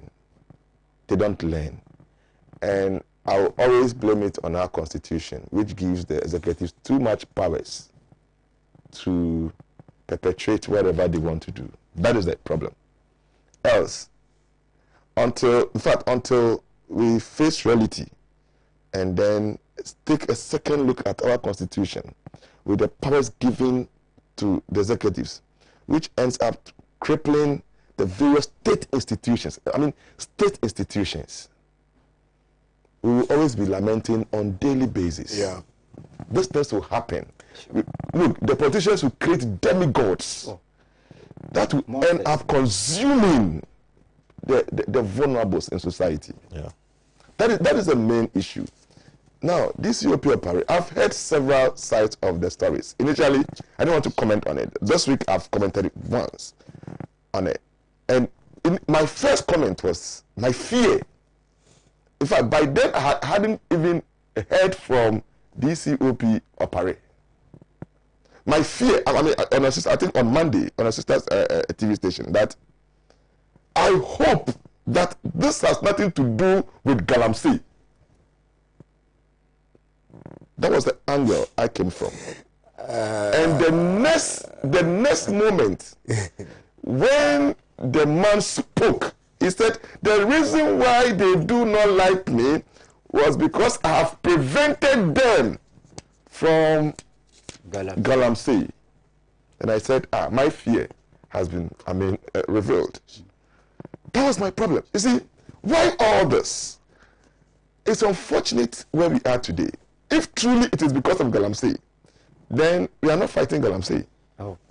Because here we are, that the very menace we are fighting, the media is fighting. we have a whole, is it women's organizer? Yeah. Of a party. Allegedly. Yes. Allegedly, that is it. Involved in this. Because for the security to even burn the, what do you call it? The excavators. The excavators of such a person, then, Chairman, we are not fighting. Yeah. If all these political powers are involved in Galamsey, then we have every cause to fear in this country. I have seen some notes sent to me by Saka Salia in respect of this particular subject matter. I find it to be very laughable. And I find it to be very laughable as a result of it. So they've stated the facts numbered 1 up to 9. So they've bullet pointed. Okay. So it means that it was written by a lawyer. These are the particulars of the statement of the case or the particulars of whatever. Now they're saying that point 3, paragraph 3. So they say that the appointment of the DCOP is on a contract is on a contract basis and may be terminated by either party giving 2 weeks notice or the payment of 2 weeks salary in lieu of notice. 4. DCOP Opare Ado was given a 2-year contract to serve in the Ashanti Regional Liaison Officer. So, point 1, they say that there's nothing like a regional coordinating secretary. It's the liaison officer. That's what they are saying. Oh. And then they said, listen closely to point 4 and 5. They say that the was to serve as the Ashanti Regional Liaison Officer on January 5, 2018. And when that expired, when that expired, it was extended for another 2 years. Okay? That was from January 1st, 2020, and was to expire on December 31st, 2022. Listen. Then 5. DCO Opariado's appointment was, however, terminated on February 19, 2021 by National Security Coordinator following confirmation of allegations of gross misconduct and abuse of office. Question is, what was this gross misconduct you're referring to? What is the abuse of office you're referring to? Now, if you say you have extended somebody's term for another 2 years, the presumption of fact is that this person may have been performing very well. Because you only extend somebody's time if it has elapsed when that person is performing very well in that capacity. Yes, so what is the reason for his sudden termination of that contract when you know that the contract is supposed to end in 2022? So you need to give us specifics as to what went into the decision. Yeah. What are the allegations? Yeah. You cannot just simply come and put out fleeting comments and say, oh, allegations of what? Gross misconduct and abuse of office. What is that gross misconduct? Okay. What is that abuse of office? Okay. We need to know that. Thank you. Then they say that per his contract, this it's not quite clear, was paid 2 weeks salary. The ministry appointed Colonel so and so as the new Ashanti Regional Liaison Officer. After was to start on Monday. Then what actually makes me very sad is that, granted that all of these things are true, granted that they've paid him 2 weeks salary in lieu of notice, then you say that the question is, why did DCOP Opare Ado refuse to hand over? So they say that, 1, why did he also refuse to follow orders when he was reportedly invited by the National Security Coordinator to report to Accra to explain why he wouldn't hand over? He had no business occupying the office and preventing his replacement from starting work. The national security personnel involved were dispatched officially to Kumasi. So they are indicating that the people who went to attack him are not Delta Force, but rather national security operatives deployed to the Ashanti region to go and arrest him. And then they said that he was resisting arrest. He pulled his side firearm, so they had to use minimal force to arrest and handcuff him, after which, when they took the firearm, then they handcuffed him. Right? Point is, his senior is saying he was not handcuffed. It's a lie. Well, but now so why are they saying? Why are they saying that he wasn't brutalized? Why would he come out to lie? And why would somebody identified 3 of them? Absolutely, 3 of them. And why is it that? Because obviously, he worked with them before. If you have been asked to leave office, and there's been justifiable cause for which reason you've been asked to leave office, I'm not sure that any sane human being would still stay in office. No. So if there has not been any express reasons given to him to state that we are relieving you of your office because of this A, B, C, D. I don't think you should belabor yourself in this propaganda. Yeah, I think it's propaganda. There's to counter here. Look, I have heard his side of the story. It was reported. He said when his appointment was terminated, he was waiting for the person to hand over to until that unfortunate incident occurred. No, I think one of the media houses reported on that he was waiting for whoever is coming to take over to hand over. And that's also from his side. But Kwame, the rhetorical question you asked as to you renewing the appointment of someone and then suddenly terminating it again. I mean, it happens. I mean, you can terminate it even tomorrow. You can even give appointment today. Tomorrow, if there's a problem and you think that it does not resonate with your policies and your beliefs, you can terminate it. I mean, that's why you have a contract. No, I don't think that. That's a fact. That's a general principle. Yeah. I mean, that's a general principle. You see, that is why I didn't want to go that tangent. I was so particular with the sensitivity of a statement the man made. And that should be the point of interest. That if it is true that this man is saying that these guys are involved in Galamsey, and that they know that he has resisted them, and for that reason, they are fighting him, then Kwame, it's a serious issue. That is why it goes to the root of the termination of the contract. That's why I raised that issue. So you see, that should be the main issue we should be investigating, whether what the man said is true. You see, because they are destroying the livelihood of this country. Yes. Our water bodies, our forests.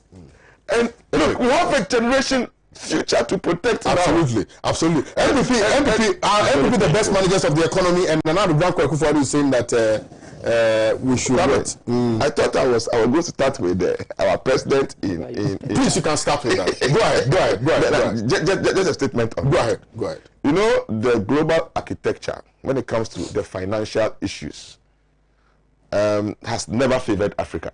No. And it will never favor In fact, Bretton Woods institutions were established purposely to refinance the tattered European, countries, Eastern Europe and all that, the US. I mean, that was the main rationale.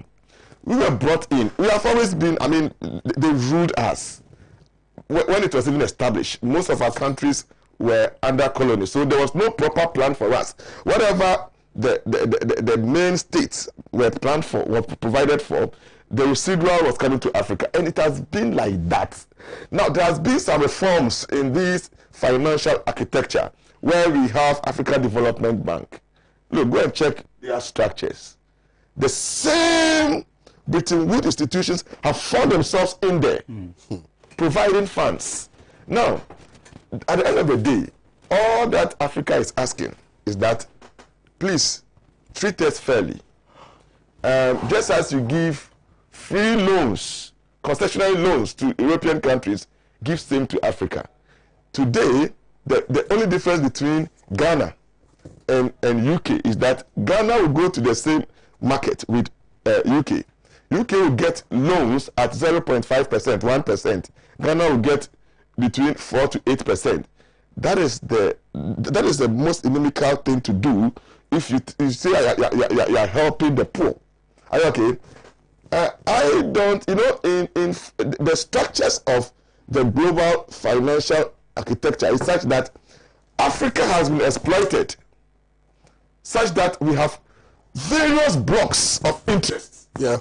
We have this brick, Brazil, Russia, South Africa, and India. They have a block. There's several blocks. So you don't have a united Africa pursuing economic, dominance. But at each and every time, we depend on whatever they have for us. That's the unfortunate thing we see, and it will continue to hunt us. So for me, I was happy that our president has come out to say that, look, the world must take a second look at the global financial architecture, such that a provision will be made for Africa, a very cogent one. Now, let's come back to the issue of governance.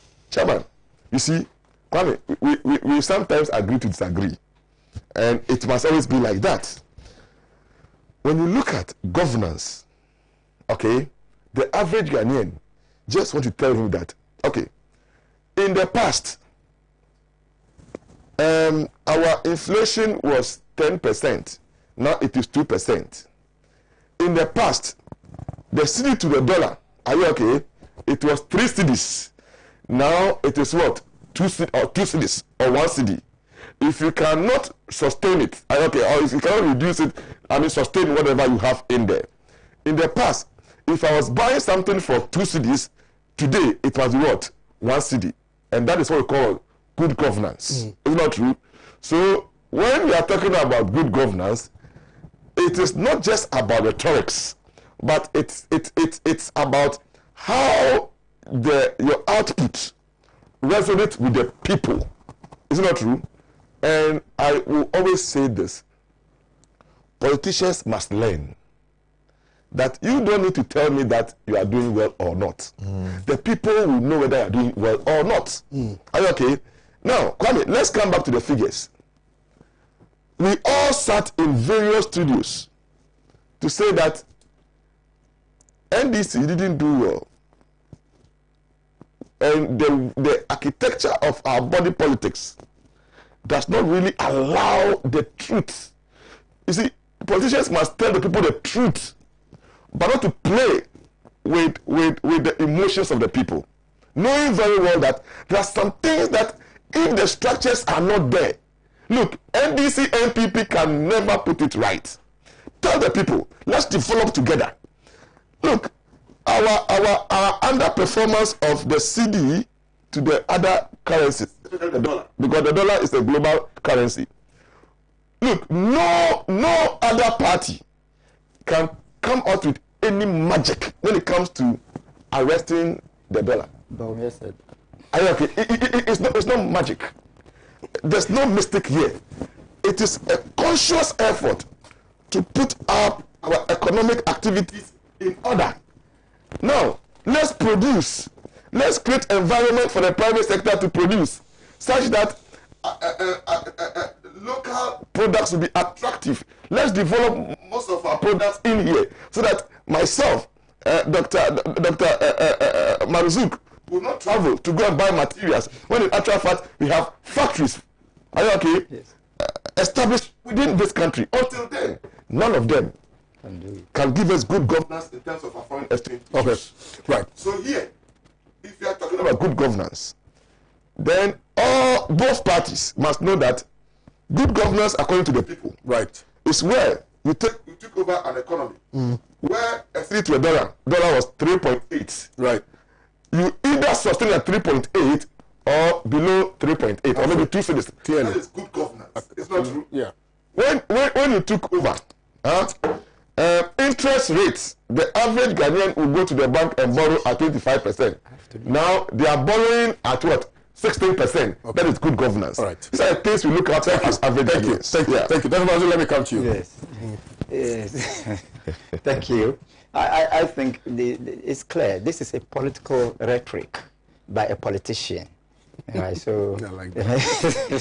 so we don't have to believe it, because first of all, he's not an expert, and secondly, he's a politician defending a particular political party. This is not to say that he's the only politician who does that. I mean, every other politician defending a political party will do that. But I'm not an economist anyway, but let's judge his assertions in the context of prevailing realities. Are Ghanaians happy about the economic management? Do we have abundant food? Do we have hardships in this country? Are we facing economic difficulties? If you match his declaration, the Boabin Declaration, and the presidential declaration in France, are they compatible? In fact, they are like northern, they are like the northern pole and the southern pole. While the Boabin Declaration is self-serving, right, fueling a political machinery. The presidential declaration in France is characteristic of the highest form of dependency mentality against self-reliance. But let me commend the president for being fair. At least he has used that international platform to tell the whole world that in spite of Ghana beyond ace, we are still worshipping dependency mentality. I commend him for that. Honesty, that is good. But that should be a lesson for all of us. What do we do to wean ourselves off, to get ourselves off the degrading arena of dependency mentality. We can do it. In fact, we can do it. If we have the resources, and the imperialists need the resources, we can determine how we are going to use the resources. Another way is to minimize the profligacy in our political systems, in our governance structures. And if we are able to do that seriously, we can do it. Look, you have been in Rwanda, and you know,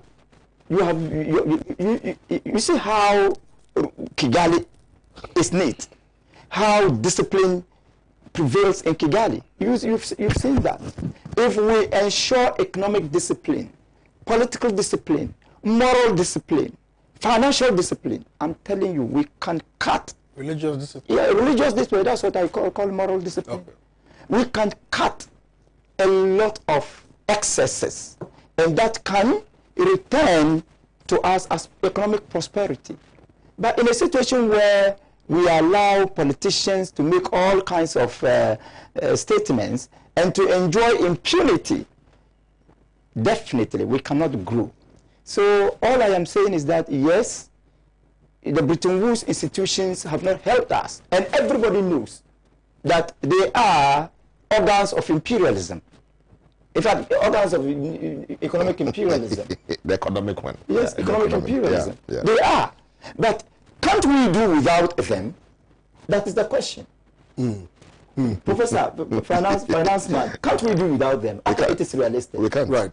Now, our structure, we can. So why don't we review our structures or reconstruct our financial architecture so that we will at least achieve a substantial level of self-reliance. When we talk of self-reliance, we are not saying that we should be in isolation. We belong to the community of civilized nations. Ghana cannot be an isolated jungle. No.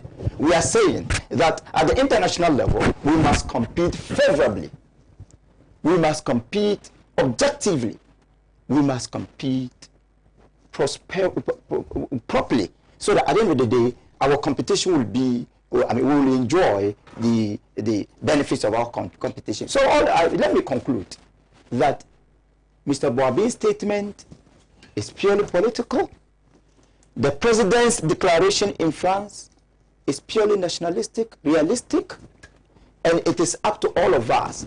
Once we have understood our status, then we should all come together, irrespective of our political affiliations, and work towards economic prosperity. Right.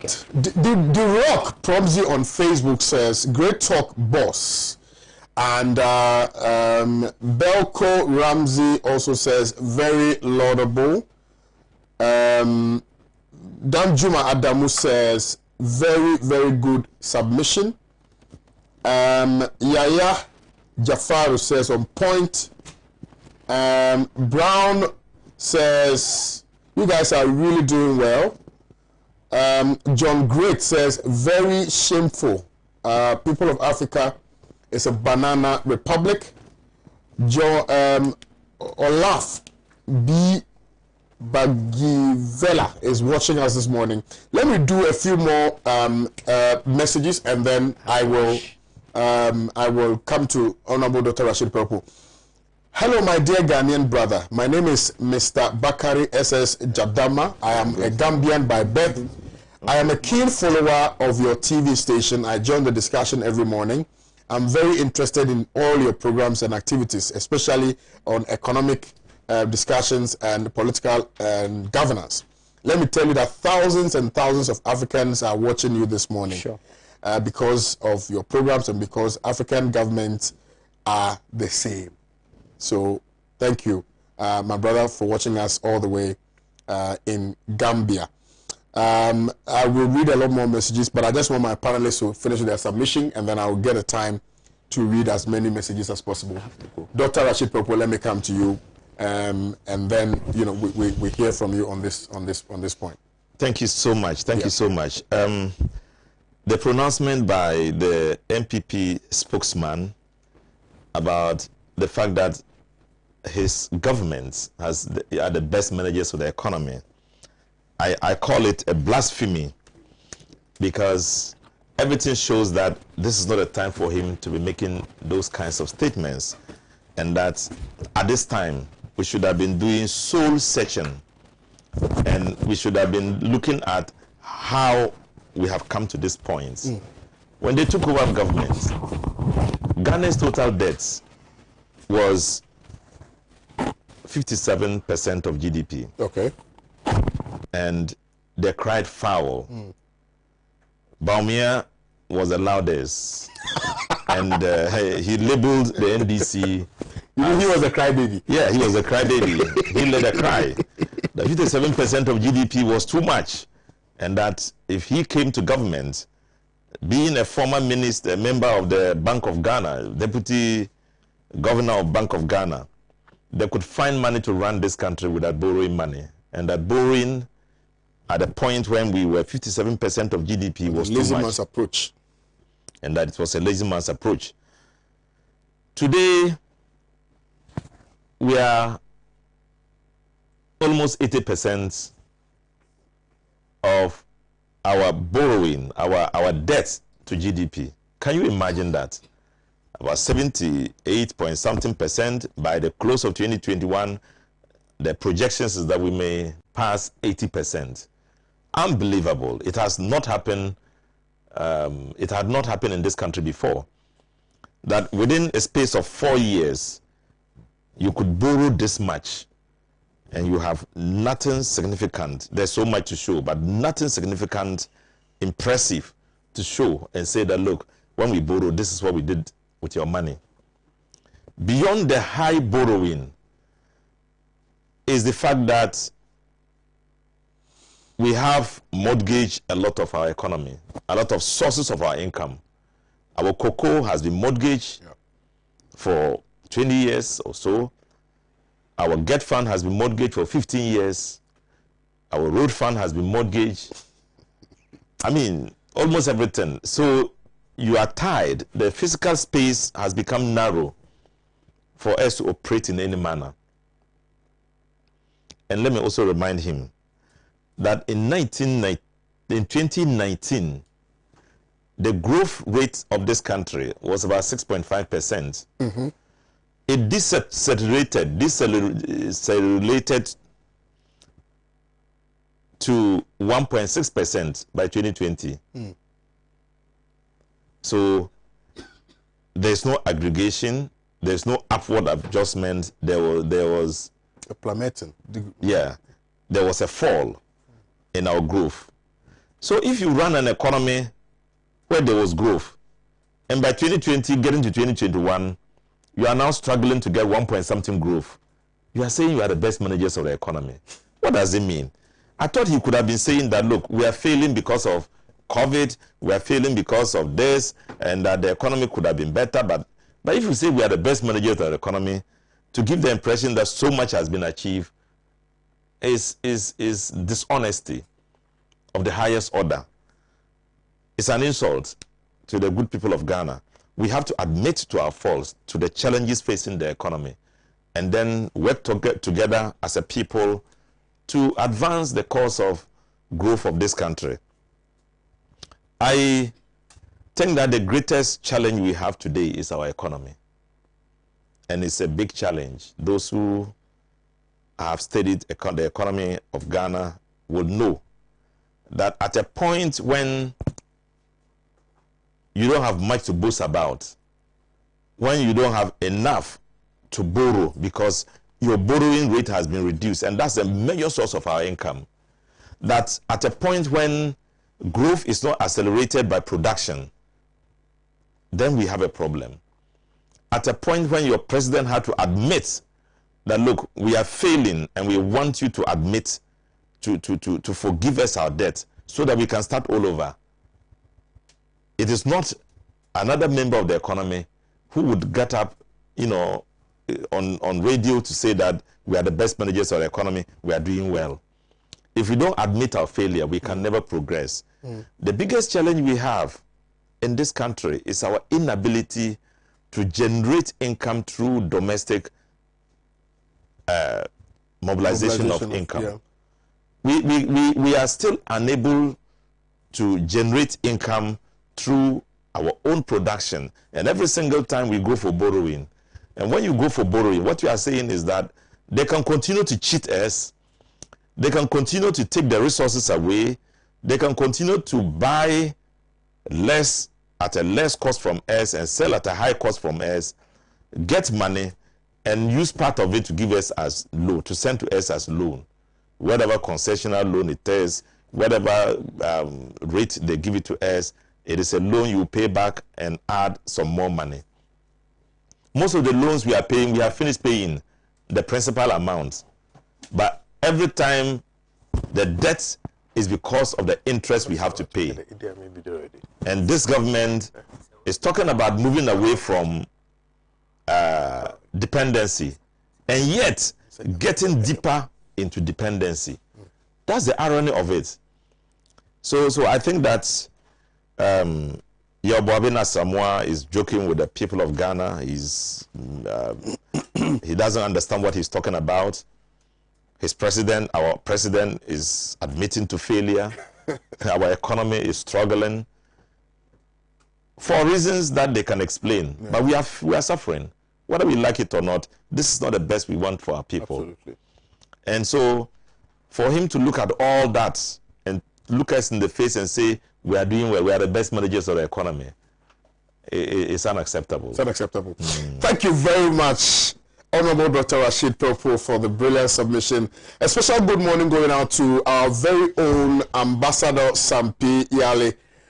You're watching us this morning. He says good morning to you. Oh, and I hear he's 67, yeah! No, they wrote 57. No, it's not. He can't be. It's 67. Okay, that's good because he's my senior. Yeah, when I was staying president, I was the first staying president in Ghana. Right. He was our MC, very great guy, and helping us. Yes. Hey, Ambassador to grow like that. Yeah. And he's such a unifier. Yeah. You know, he's such a great guy. And Ambassador he used to bring us together, talk to us, inspire us, and all that. I see. So he says, fantastic production, fantastic panel, and fantastic submissions. Oh, thank you. Right. So much. Right. So Ambassador Sampiale, good morning. Thank you very much for your message this morning. And let me now, as I promised, read a few more messages before we get out of here with the greatest of respect to you. I know you're in a hurry, but just give me some few minutes. Let me. Hi, Mr. Kwame. The Almighty God knows best that the Israelites and Arabs are cousins, and Prophet Abraham being the common grandfather. Yet in the Quran, God warned the Arabs never to trust the Israelites, Jews, and their white allies. But the Arabs defied the divine warning since 1948, when they risked sharing their country with their long-time runaway, obstinately rebellious cousins who mercilessly act towards them like how wild carnivores do towards their wild herbivores on the grazing grounds today. May God intervene sooner than later. A. Ahmed from Tamale. Baumia has failed Nanado. He is just a misfit for the MPP from Louis in Laboni here in Accra. And this one is from Julius Agahowa Tahiru. Well, if you had sent a message, I would have read it. You said, simply just send a message. You don't read my messages. Why? Good morning to Kwame. We, the members of Agencies Pan-Africanists, know that African misleaders' attendance to the so-called Paris Summit is going to terminate our common currency dream.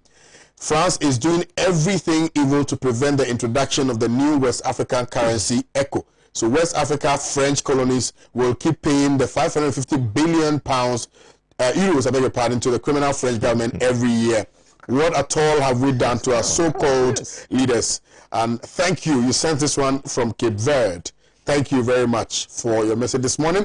Hi, KOD. Baumia again. Ghana card applicant have not yet received their card, and yes, SIM card registration is coming on.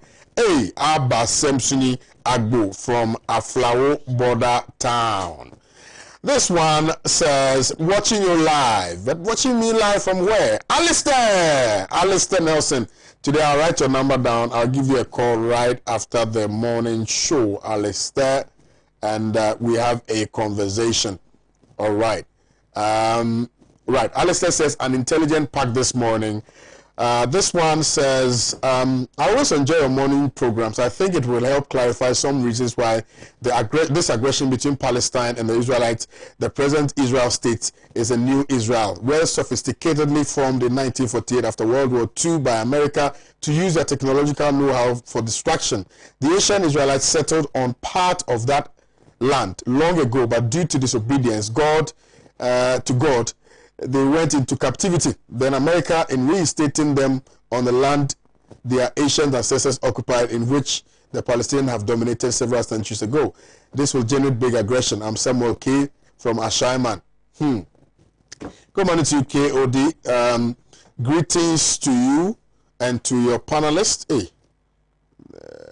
Kwame, it is not that you are religiously ignorant, Kwame. You are religiously good, but the word of God, but do not understand the spiritual forces of powers of God that drives kingdoms on this perfect but somehow complex world. Read the whole book of Genesis and further research into other great religious books before the written Bible. Kwame is religious about God's spoken words shall come to pass. Kwame from Tabora sent in this one. Positive change in Madina says national security is a serious business and requires intelligent people to man it. But that's the opposite, and another Kwakufuado are equal to hardworking MP Madina constituency lawyer Francis Xavier Sosu. And this is all I can read this morning. And Alistair is really, really singing your praises this morning. It says, very calm and collected. Rashid Popo is a working development dictionary. Alistair sent in this one. Hello, Kwame. Ghana's GDP is 78%, and we are comparing it to UK, US, and other countries during this pandemic. Ask them how many are we as a country. We are just about 30 million, comparing it to US, over 500 million, GDP 109.